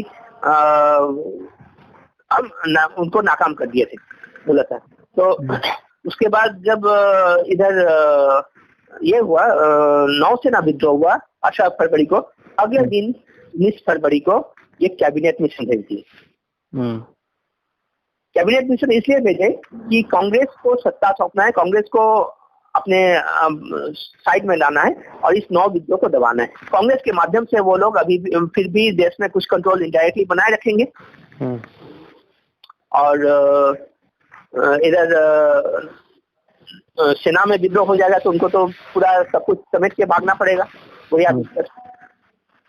तो यहाँ पर इसलिए कुछ लोग कहते हैं कि नेताजी का यहाँ पर इनडायरेक्ट योगदान था, लेकिन मूलतः भारत के जनसाधारण में ही वो झूठी हो जो हो ये आजादी उन्हीं ने जीती थी।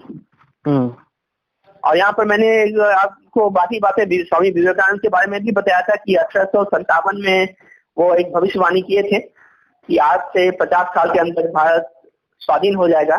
लोग सोच नहीं सकेंगे ऐसे, मतलब अविश्वसनीय ढंग से। और वही साल नेताजी के जन्म था। और मैंने वो इसमें और भी आध्यात्मिक कनेक्शन आ जाता है, लेकिन उस पर अभी नहीं जाएंगे। तो इस तरह से लोगों को अगर सही शिक्षा पानी है तो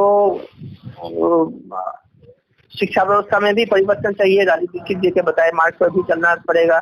और आध्यात्मिक, जो कि देखिए हम कोई भी धर्म या मजहब की बात नहीं कर रहे, हम जहाँ से जुड़े हैं हम लोग को बताया गया कि सारे धर्मों की जो मूल बातें, इसमें कई धर्मों में कई बातें हैं जो दूसरे धर्मों से के खिलाफ जाएंगी, लेकिन जो मूल बातें हैं, जो कई बार ऐसी बातें हैं जिसमें सारे धर्म सहमत हैं। और धर्म वो नहीं मानते, उनको हम लोग संप्रदाय मानते हैं, क्योंकि धर्म को हम एक ही मानते हैं। ये जो आध्यात्मिकता इंसान के जीवन में है, इंसान के शरीर में जो या जो शक्ति साधना से वो जगा सकते हैं इंसान की, माने उनकी सही जीवन शैली से और शक्ति का जैसे वो सदुपयोग कर सकते हैं, इसी को हम धर्म की मार्ग समझते हैं। और इसी में सुख समृद्धि शांति सब कुछ है। तो इस बात को हम हमारे जीवन से मैंने अलग कर दिया गया है। हमारी शिक्षा व्यवस्था, हमारा अध्यात्म हमसे छीन चुकी है, नैतिकता छीन चुकी है। क्योंकि नैतिकता जाने से तो टॉप में जो लोग हैं उन लोग को मुश्किल है। हम लोग आपस में मिलजुल कर रहेंगे, हम लोग मिल बांट कर खाएंगे तो भुखमरी का हालत तो होगा नहीं। भुखमरी का हालत नहीं होगा तो वो लोग हमको लाचार नहीं बना सकते हैं कि हम जो कहते हैं वो करो जी। तो इकोनॉमिक सिस्टम का ये जो पिरामिड मॉडल है इसको भी तोड़ना है, क्योंकि यही शिक्षा का हमारे शिक्षा का मूल मकसद यही है कि जैसे हर विषय में इस तरह से पट्टी पढ़ाओ कि बस हमारा ही काम करता रहे। माने जो कुलीन तंत्र जो है ओलिगार्की, उन्हीं का काम होता था। हाँ। तो अंत में मैं आपको कुछ हमारा जो समझ है जिसके आधार पर हमको कुछ खतरा दिख रहा है, इस पर बताना चाहूंगा दो चार बात। एक तो जो आप जो भविष्यवाणी करने वाले थे वही ना? हाँ, वही। हाँ, बताइए। तो एक तो ये है कि कोरोना को हम लोग जैविक अस्त्र ही मानकर चल रहे हैं। हाँ। तो भविष्यवाणी इसलिए कर रहा हूँ कि इसका अभी मैं पुख्ता सबूत नहीं दे पाऊंगा, और भले जैविक अस्त्र के पक्ष में मैं बहुत सारा दलील पेश कर सकता हूँ, लेकिन वो मैंने इकट्ठा करना, ढूंढना, ये सब बातें हैं। तो संक्षेप में यही है कि इसका एक बार और फैलाया जाएगा, और जाड़े के बहाने, और बहुत बड़ा लॉकडाउन इस बार होगा। सारे विश्व की अर्थनीति को नष्ट करने का एक चक्रांत मुझे ये लग रहा है, क्योंकि मान लीजिए कि कोई 10 जन चाहते हैं लाखों पर कब्जा करना, तो लाखों पर वो कब्जा नहीं कर सकते हैं। वो देखते हैं कि हमारे पास 100 की सेना है, जिससे हम कुछ मान लीजिए 5000 तक को ये कर सकते हैं, मतलब कंट्रोल कर सकते हैं। तो पूरी धरती पर कंट्रोल करने का एक लक्ष्य बड़े बड़े कॉर्पोरेशंस का आजकल दिख ही रहा है। जैसे कि जंगल का जो जमीन है उस पर भी, उसको भी हथिया जा रहा है। यूएसए में जो EPA एक्ट है वो देख सकते हैं। कई जगह जल को, जो प्राकृतिक संसाधन है हमारा, उसको, जैसे नेस्ले के CEO ने बताया कि ये ह्यूमन राइट नहीं है, ये तुम्हारा अधिकार नहीं है, ये प्राइवेट होना चाहिए। वो खबर पढ़ी थी मैंने। हाँ। तो बड़े बड़े कॉर्पोरेशन के मालिक अब चाह रहे हैं कि हम लोग दुनिया को चलाए, कब्जा कर लें, क्योंकि सारे गवर्नमेंट के साथ उनकी मिली भगत है, उनका शैडो गवर्नमेंट है। हाँ। इसमें इल्यूमिनेटी वगैरह की बातें आ जाती है, इल्यूमिनेटी फ्रीमेसन की बातें। हाँ, लेकिन सरकारों को लालच दे के साठ काट कर लेते हैं। जी। तुम गद्दी पे बैठे रहे ना। जी, उनके कई हथकंडे होते हैं, जैसे कि लालच एक बड़ा तरीका है। कहीं पर वो ब्लैकमेल कर लेते हैं, जैसे नेहरू और जिन्ना के बारे में कहा जाता है कि वो ब्लैकमेल हो गए थे। तो राजीव दीक्षित ने ऐसा कहा है वीडियो में, तो उसी के आधार पर कर रहा हूँ। तो यहाँ पर वो चाह रहे हैं कि एक वन वर्ल्ड गवर्नमेंट बनाए। यूनाइटेड नेशन के टॉप में भी ये लोग इन्फिल्ट्रेट कर चुके हैं, घुस चुके हैं, और ये लोग हालांकि यूनाइटेड नेशन जैसे जिस समय से बना था उसी समय से उनका उपस्थिति था। तो ये लोग चाह रहे हैं जैसे कि बॉर्डरलेस नेशन, मतलब ये बॉर्डर को कम किया जाए। घुमा फिरा के बात वही जा रही है कि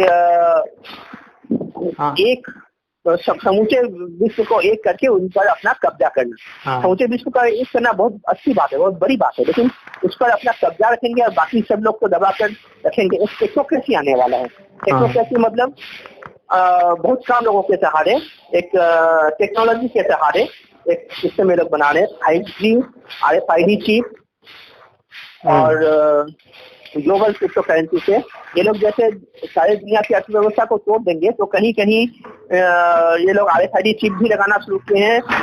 बिल गेट्स का एक चिप है जिसका पेटेंट नंबर है WO2020060606A1। ये चिप शरीर में बिटकॉइन नहीं, क्रिप्टो करेंसी जो भी आएगा उसका माइनिंग करेगा और हमें कुछ इंस्ट्रक्शन देता रहे, जिसके शरीर में लगाया जाएगा उसको कुछ इंस्ट्रक्शन देता रहेगा और उसके हिसाब से उसको चलने से कुछ मतलब आर्थिक लाभ उसको मिलेगा। और इसी के सहारे यूनिवर्सल बेसिक इनकम भी इम्प्लीमेंट किया जाएगा। हमको लगता है अब फिलहाल तो ऐसे ही इम्प्लीमेंट हो रहा है, लेकिन आगे चल के जैसे स्पेन में शायद इम्प्लीमेंट होने लगा है और जैसे चीन में है। ये सब पायलट प्रोजेक्ट है, कहीं कुछ थोड़ा करके में जाके सब इंटीग्रेट कर देगा, जिसको टोटलिटेरियन टिप टोइंग कहा गया है। मतलब जो टोटलिटेरियन स्टेट रहेगा, जो पूरे दुनिया पर कब्जा करने वाला जो सिस्टम रहेगा, वो धीरे धीरे कहीं कहीं कुछ एक एक कदम ऐसे ले रहे कि आहट सुनाई नहीं दे। हाँ, और स्वीडन में तो जो है, स्वीडन जो नाम का देश है, वहाँ पे तो RFID चिप लग भी गई लोगों के। जी वहाँ, हाँ, वहाँ पे तो RFID चिप लग गई लोगों के, स्वीडन नाम के देश में। स्वीडन का खबर तो मुझे पता नहीं था, आपने बताया, धन्यवाद। आप तो देखिएगा, पहले ऑस्ट्रेलिया में फैशन के तौर पे इसको लागू किया जा रहा था कि इसमें बहुत सुविधा रहेगा, हाथ के इशारे से लाइट फैन वगैरह ऑफ ऑन कर सकेंगे, दरवाजा, कार का दरवाजा, घर का दरवाजा ऑन ऑफ कर सकेंगे। तो एक फैशनेबल थिंग बता के इसको लागू किया जा रहा था, लेकिन हम लोग उस समय काफी हल्ला किए, काफी कुछ कारण से वो रुक गया। लेकिन फिर वो आगे चल के अमेरिका में एक और कोशिश हुआ, वहां पर भी हम लोग हल्ला कर ही रहे थे। फिर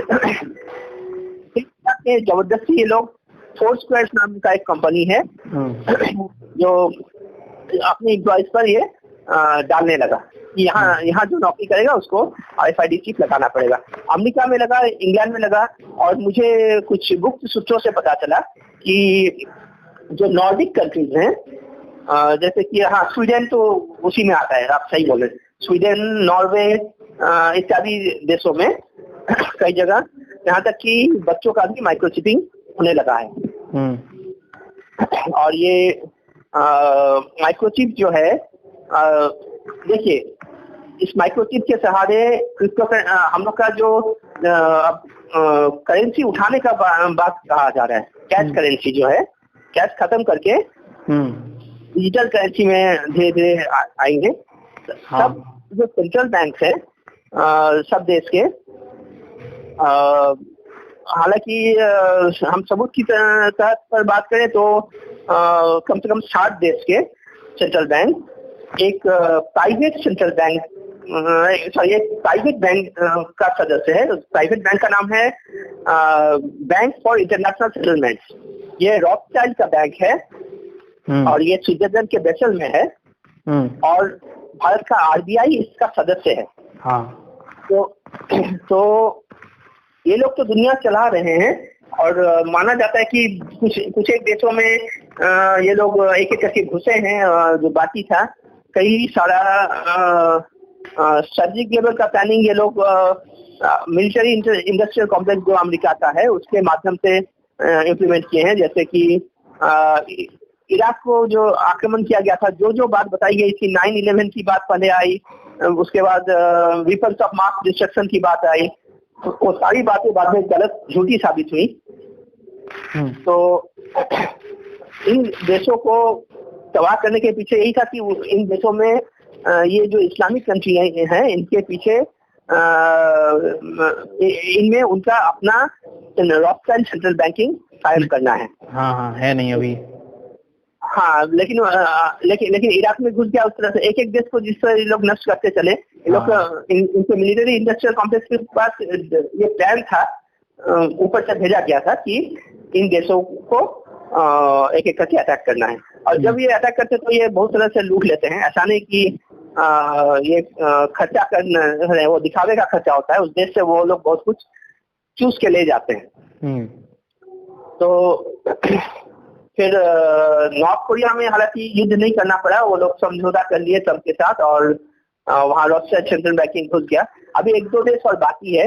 ये हो जाने पर, ये देखिए मैं थोड़ा सा तथ्य प्रमाण से आगे जा रहा हूँ, क्योंकि वेबसाइट में आप देखिएगा 60 एसोसिएट कंट्री का ही बात बोला गया है, लेकिन हम लोगों में जो बात फैली है वो है कि ईरान और क्यूबा ये 2 लास्ट जगह है जहाँ पर सेंट्रल बैंक उनका अपना है, जहाँ पर रॉथस्चाइल्ड का सेंट्रल बैंक घुस जाए तो ये लोग पूरी दुनिया पर कंट्रोल कर लेंगे और एक ग्लोबल क्रिप्टो चलाएंगे, जो शायद अमेरिका चलने वाला है। अमेरिका को पहले तो तोड़ा जाएगा और फिर मेक्सिको और कनाडा के साथ मिला के एक नॉर्थ अमेरिकन यूनियन बनाया जाएगा, जहाँ पर अमेरो नाम की एक क्रिप्टो करेंसी चलाने की योजना है। ये इनका बहुत पुराना प्लान है और इस अमेरो क्रिप्टो करेंसी को ही सारी दुनिया में चलाया जाएगा।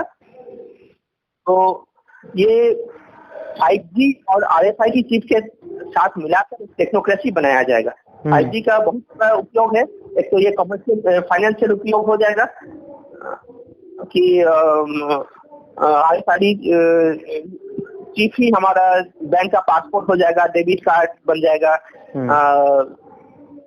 उसी में हम लोग का सारा रिकॉर्ड रहेगा। तो 5G के सहारे वो चलता रहेगा। 5G का और भी बहुत सारा एक 60 गीगाहर्ट्ज में ये वेपन का काम करता है, वेपनाइज्ड वर्जन बन जाता है।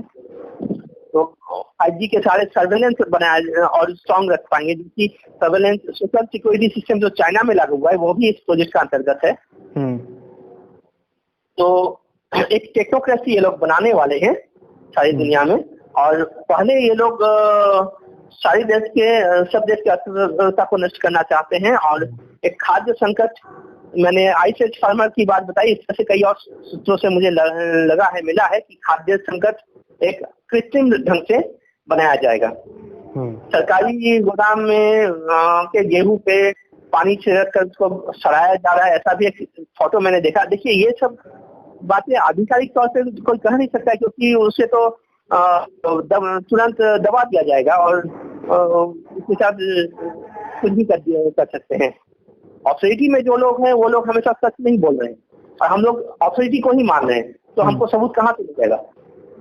शक्ति तो ताकत तो ऑथोरिटी के पास ही है। हाँ, और ये जो भुखमरी लाएंगे, जैसे भारत में तो किसान पैदा कर रहा है हर 6-6 महीने में अनाज। तो ये जो भुखमरी लाएंगे तो क्या कहते हैं, मतलब तो ये जो है, जो हार्प नाम की मशीन है, उससे ये मौसम को खराब करेंगे ना? हाँ, ये भी बातें हम लोग सुनते रहते हैं कि ये लोग देखिए वर्ल्ड वार भी बनवाएंगे ये लोग। इनके ही अंदर दो फैक्शन है, एक जियोनिस्ट जो इजराइल को वर्ल्ड का कैपिटल बनाना चाहता है और अपना प्रसार चाहता है। इजराइल ही अमेरिका का दुरुपयोग कर रहा है, डेडमार्क कर रहा है, यूज करके उसको अब बर्बाद करके फेंक देगा। लेकिन वर्ल्ड वार जब होगा तो एक तरफ तो यहाँ पर मैं कुछ भविष्यवाणी की बात करता हूँ। नोस्ट्राडामस की भविष्यवाणी है, जिसमें वो कहते हैं कि इस्लाम और चीन एकजुट होकर जियोनिस्ट ताकत के खिलाफ लड़ेंगी। तो मैं यहाँ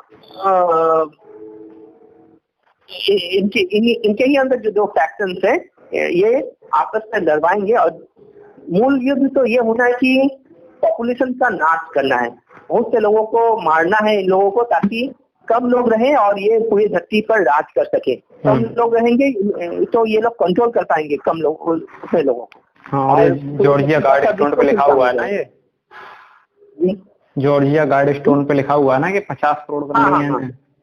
हाँ। तो वही जो मैंने बताया कि 10 लोग हैं और उनके अंदर में कुछ 100 लोगों की आर्मी है, तो वो 5000 तक को कंट्रोल कर सकते हैं। लाखों लोगों से उनका कोई काम नहीं है। उसी तरह से बाकी लोगों को वो मार देना चाहते हैं। तो ऐसा एक समय आ रहा है कि विश्व युद्ध भी होगा, तीसरा खाद्य संकट भी होगा, और प्राकृतिक विपदाएं भी कोई ना कोई ढंग से बहुत सारी बढ़ेंगी। ऐसे ठाकुर प्रसाद जी का भविष्यवाणी बहुत चलता है, बनारस के हैं वो, उनका कैलेंडर निकलता है, तो वो भी ऐसे ही कुछ साल का बता रहे हैं। तो ये मैं सिर्फ भविष्यवाणी के आधार पर ही कर रहा हूँ, क्योंकि यहाँ ज्यादा और गहराई में जाने के लिए बहुत जो सबूत चाहिए, तो सबूत का एक तो ये समस्या है कि सबूत जमीनी तौर पर हम लोग को मिलता नहीं है। मिलता है तो फिर जैसे कि मेरा एक फेसबुक में एक फ्रेंड है, मैं अपने उसको बहन कहता हूँ, तो नाम नहीं बता रहा हूँ, तो उसके साथ बहुत बड़ा दुर्घटना हुआ था, उसको फंसाया जा रहा था फ्री मैसनरी में। अच्छा। तो वो मुझे काफी सारा इंफॉर्मेशन दे के रखी थी, लेकिन अभी ऑस्ट्रेलिया में ऐसा लॉकडाउन है, तो सिचुएशन है, तो मैं भी एक आध बार पूछा, तो अभी वो मैंने वो सारा इंफॉर्मेशन मैं इसलिए सेव करके रखा था कि उसके साथ ये हो रहा था, जैसे वायर टैपिंग वगैरह, मतलब नजरदारी चल रहा था। अब जानते हैं मोबाइल इत्यादि चीजों में स्पाईवेयर भी लगा रहता है, और उनको कंट्रोल भी किया जा सकता है दूर से, उनमें वायरस वगैरह उठा के। तो हम सब हम लोग थोड़ा जिसे कहते हैं टारगेटेड इंडिविजुअल कुछ हद तक उस तरह के बन चुके हैं, तो उसका इंफॉर्मेशन मैं रखता था। तो शुरू किए थे, कहाँ चली गई। तो वही है कि ये सारा सबूत जमीनी तौर पर हम लोग सामने ला भी नहीं सकते हैं, मिटा भी दिया जाता है, हम लोग को भी मिटा दिया जाता है दोस्तों में। आप देख ही सकते हैं, हम लोग तो कुछ भी नहीं है। स्नोडेन और ये जो आपके असांजे हैं, इन पर मैंने काफी शोध किया है। अब इनको COINTELPRO वगैरह भी बताया जाता है, लेकिन ये जो बातें बता रहे थे वो तो साबित हो गई है। एडवर्ड स्नोडेन की जो बात थी सही हो, माने उनके उसके पीछे जो भी मकसद हो, उनका जो वीडियो जैसे इराक में युद्ध पर एक निकला था कि क्या तो था, वो कोलैटरल मर्डर या ऐसा कोई कुछ नाम था शायद, छोटा सा वीडियो क्लिप जिसमें कोई जर्नलिस्ट वगैरह को भी गोली मार दिया गया था। ऊपर से ऐसे ही हेलीकॉप्टर से शूट कर रहे थे बिना कोई वजह के, तो जितना बेदर्मी से मारा गया। तो वॉर क्राइम्स वो दिखा रहे थे और उनको निशाना बनाया गया। असांजे ने भी जो कुछ किया, जो कुछ बोला सही बोला था, लेकिन आगे चल के उन पर तरह तरह के इल्जाम लगे और मैंने जांच किया है उन इल्जामों का, वो अधिकतर बेबुनियाद लगे हैं मुझे। तो अब इसमें और कुछ बड़ा गेम प्लान हो तो हो सकता है, लेकिन वो लोग तो सामने लाए थे और इसीलिए वो भुगते हैं। मीडिया तो उनका खबर दिखाता तक नहीं है, उनका प्रेस मीटिंग बॉयकॉट कर देती है असांजे का लास्ट टाइम जो हुआ। तो लोग जागरूक नहीं है और क्योंकि मीडिया नहीं बता रही है। इंटरनेट वगैरह से भी बहुत सारा बात, अभी मान लीजिए आप यूट्यूब में रॉकफेलर किस तरह से एलोपैथी इंडस्ट्री बनवाया था कार्नेगी के माध्यम से। इसके माध्यम से डेल नहीं है, वो जो कार्नेगी थे उस समय के रॉकफेलर के दोस्त थे। तो रॉकफेलर तो बहुत ही क्या कहते हैं, बहुत ही ठगी 420 प्रकृति का व्यक्ति था और वो जिस तरह से ऑयल इंडस्ट्री पर कब्जा किया था, तो उसके खिलाफ कार्रवाई चली, उसके कंपनी को कई भागों में बांट दिया गया, लेकिन उसमें भी वो इतना फातिल निकला कि उस विभाजन से भी वो फायदा उठाया।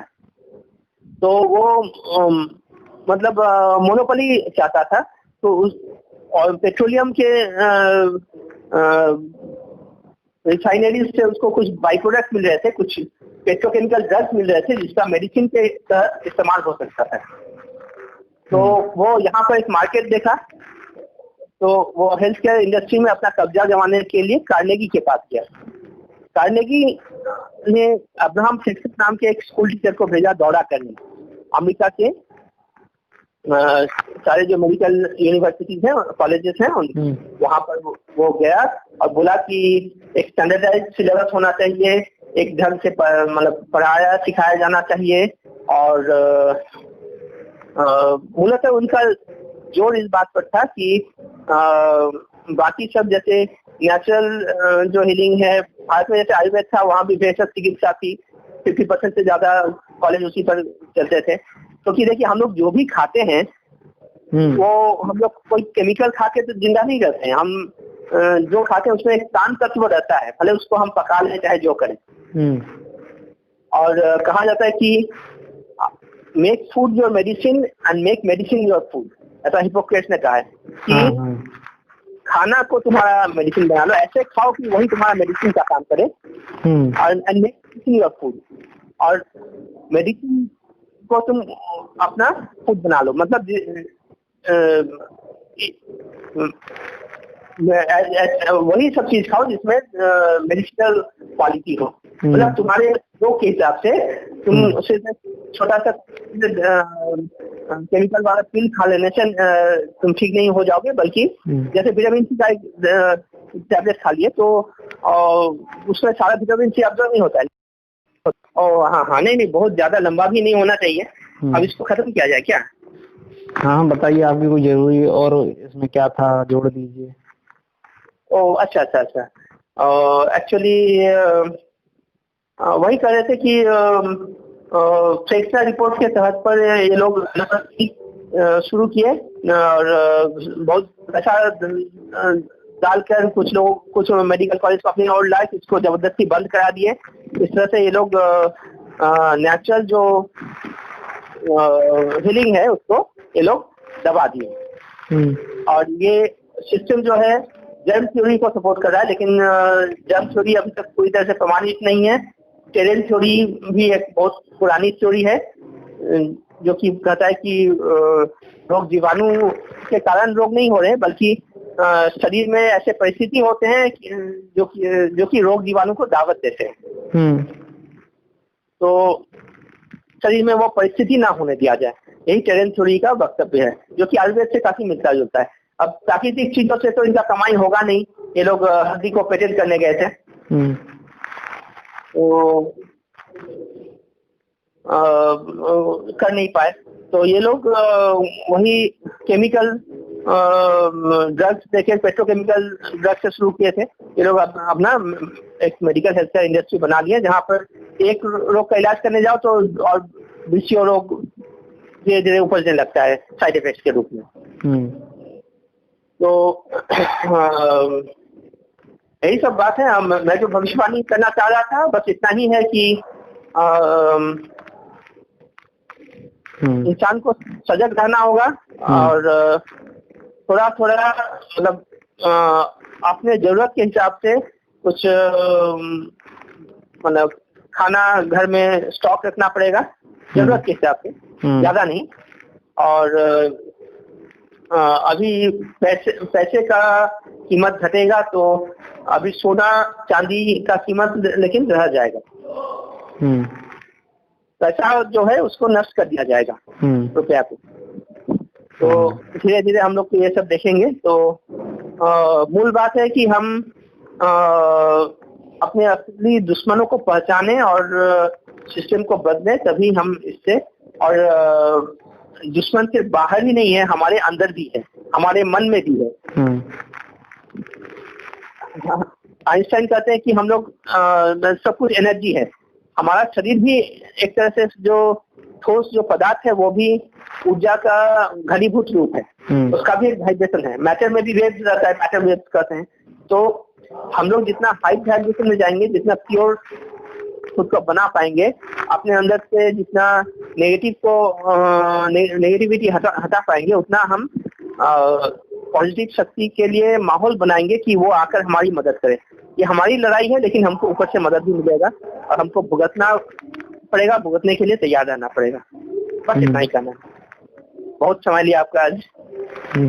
सही है। ये जरूरी है, ये भी बात जनता तक जाना, जनता तक इस बात का पहुंचना जरूरी है। जनता सो रही है। हाँ, अब तो देखता हूँ कि जैसे भारत में कोई आंदोलन चल नहीं रहा था, लेकिन आप देखेंगे अब यहाँ पर भी बहुत से लोग जागरूक हो गए हैं। एक एनर्जी फॉर फ्रीडम चैनल है मेरा, एक फेसबुक फ्रेंड है जोहान टेंगरा, वो चला रहा है। वो उसमें काफी सारे सदस्य जुट गए हैं और एक मास्क के खिलाफ भी आंदोलन ये लोग कर चुके हैं। इनका जो वीडियो था फेसबुक से यूट्यूब से हटा दिया गया, सुनते हैं।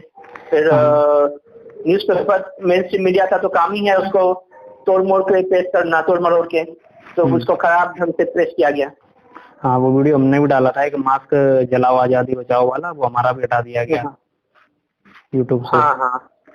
तो ये लोग जैसे बाद में अपने वक्तव्य के समर्थन में अच्छा से मतलब युक्ति तक लॉजिक के सहारे समझा के वीडियो बनाए, तो उस वीडियो को भी दबा दिया गया। क्योंकि आप अगर सही हैं तो आप खुद को सही साबित कर सकते हैं। आप ये जरूरी नहीं है कि आप दूसरे को दबाएं। अगर आप सही काम कर रहे हैं तो आप जबरदस्ती दूसरे का जो बात स्वाधीनता है, फ्रीडम ऑफ स्पीच है, उसको क्यों दबाएंगे? लोगों तक उसकी बात भी पहुंचने दीजिए। अब सामने तक वितर्क से उसको गलत साबित कीजिए। खैर, बातों में 1.5 घंटा पार हो गया। तो मेरा यही कोशिश है कि एक कोचिंग ऐसा सिस्टम बनाऊं कि हमसे जितना हो सके। अब राजीव दीक्षित जी जैसा गुरुकुल सिस्टम बनाए थे, उसके बारे में मुझे अभी उतना जानकारी नहीं मिला, ढूंढ रहा हूँ, आपसे भी बात हुई है। तो मिल जाएगी वो आपको। ठीक है, बहुत शुक्रिया। तो उनसे जानना, वहां जाकर जानना पड़ेगा कि क्या क्या सिखा रहे हैं, कैसे सिखा रहे हैं, और हमसे जितना बन पड़ेगा। जैसे कि आज लोग जागरूक नहीं हो रहे हैं, तो हम देखिए कुछ 100 लोग सही काम कर रहे हैं, उससे नहीं, सिर्फ उससे नहीं होता है, एक सपोर्ट ग्रुप भी चाहिए होता है। जैसे कि मैंने बताया था कि आजादी के आंदोलन में महिलाओं का भी बहुत सारा योगदान था, जिसको मिटा दिया गया। तो कांग्रेस को अपना क्रेडिट दिखाना था, गांधी जी और नेहरू को दिखाना था।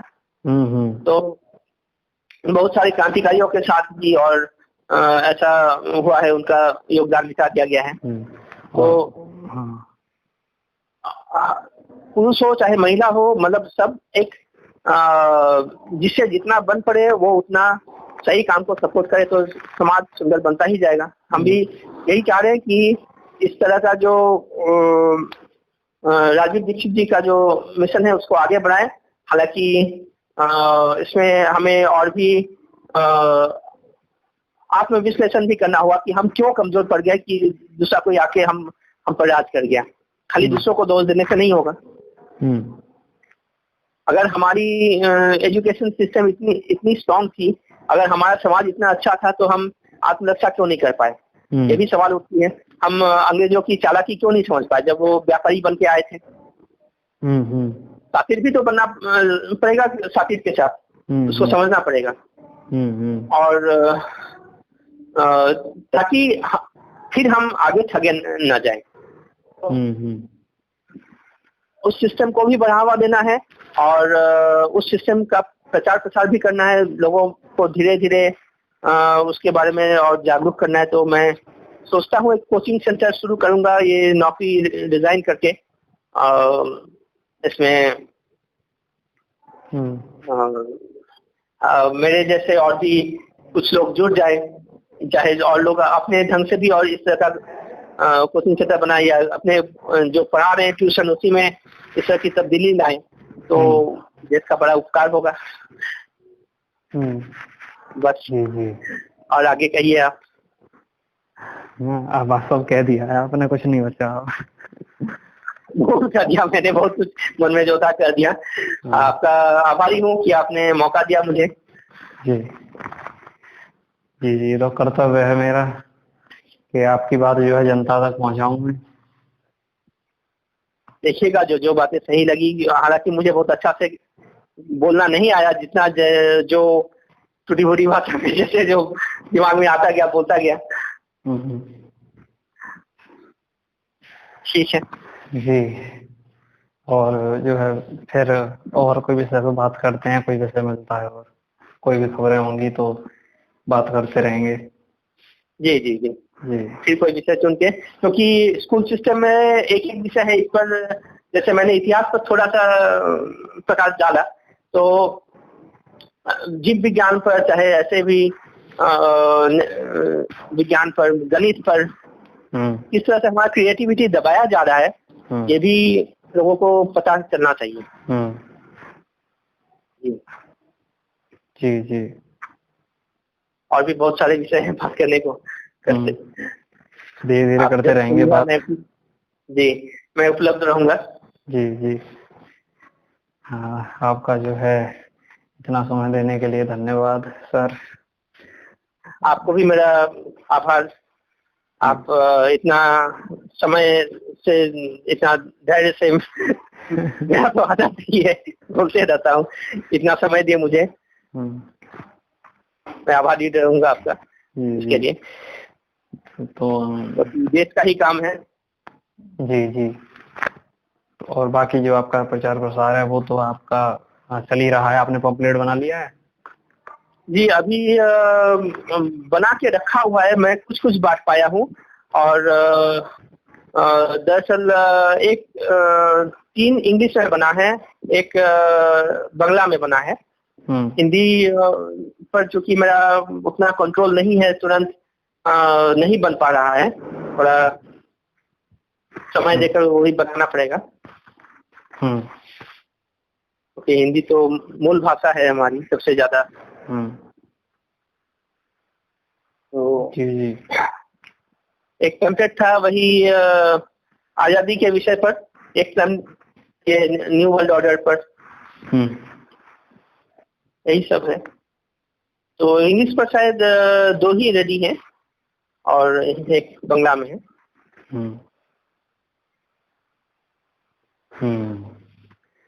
सही है। तो पम्पलेट बन जाए तो आप जो है मुझे दिखाना, इंग्लिश और हिंदी वाला दिखाना, बांग्ला तो मुझे समझ में नहीं आएगी। हिंदी तो अभी बनी नहीं है, लेकिन इंग्लिश का मैं आपको भेज सकता हूँ। और इंग्लिश का पैम्फलेट जो है, जो भी देखना चाहे तो मैं अपने गूगल ड्राइव के साथ ऐड कर सकता हूँ। PDF वर्जन है और एक वर्ड में बना हुआ है, दोनों वर्जन है। मैं उसमें उसको ऐड कर सकता हूँ। आपका तो आप ईमेल भेज चुके हैं, मैंने शायद ऐड किया है PDF में, एक में, और दूसरा का PDF बना नहीं है अभी। तो ये है कि उसमें जो हमने जो आपको चैनल भेजे थे वो आपने देखे और डाल दिए फिर उसमें? नहीं, देखिए पैम्फलेट तो ऐसे तुरंत नहीं बन जाता है ना।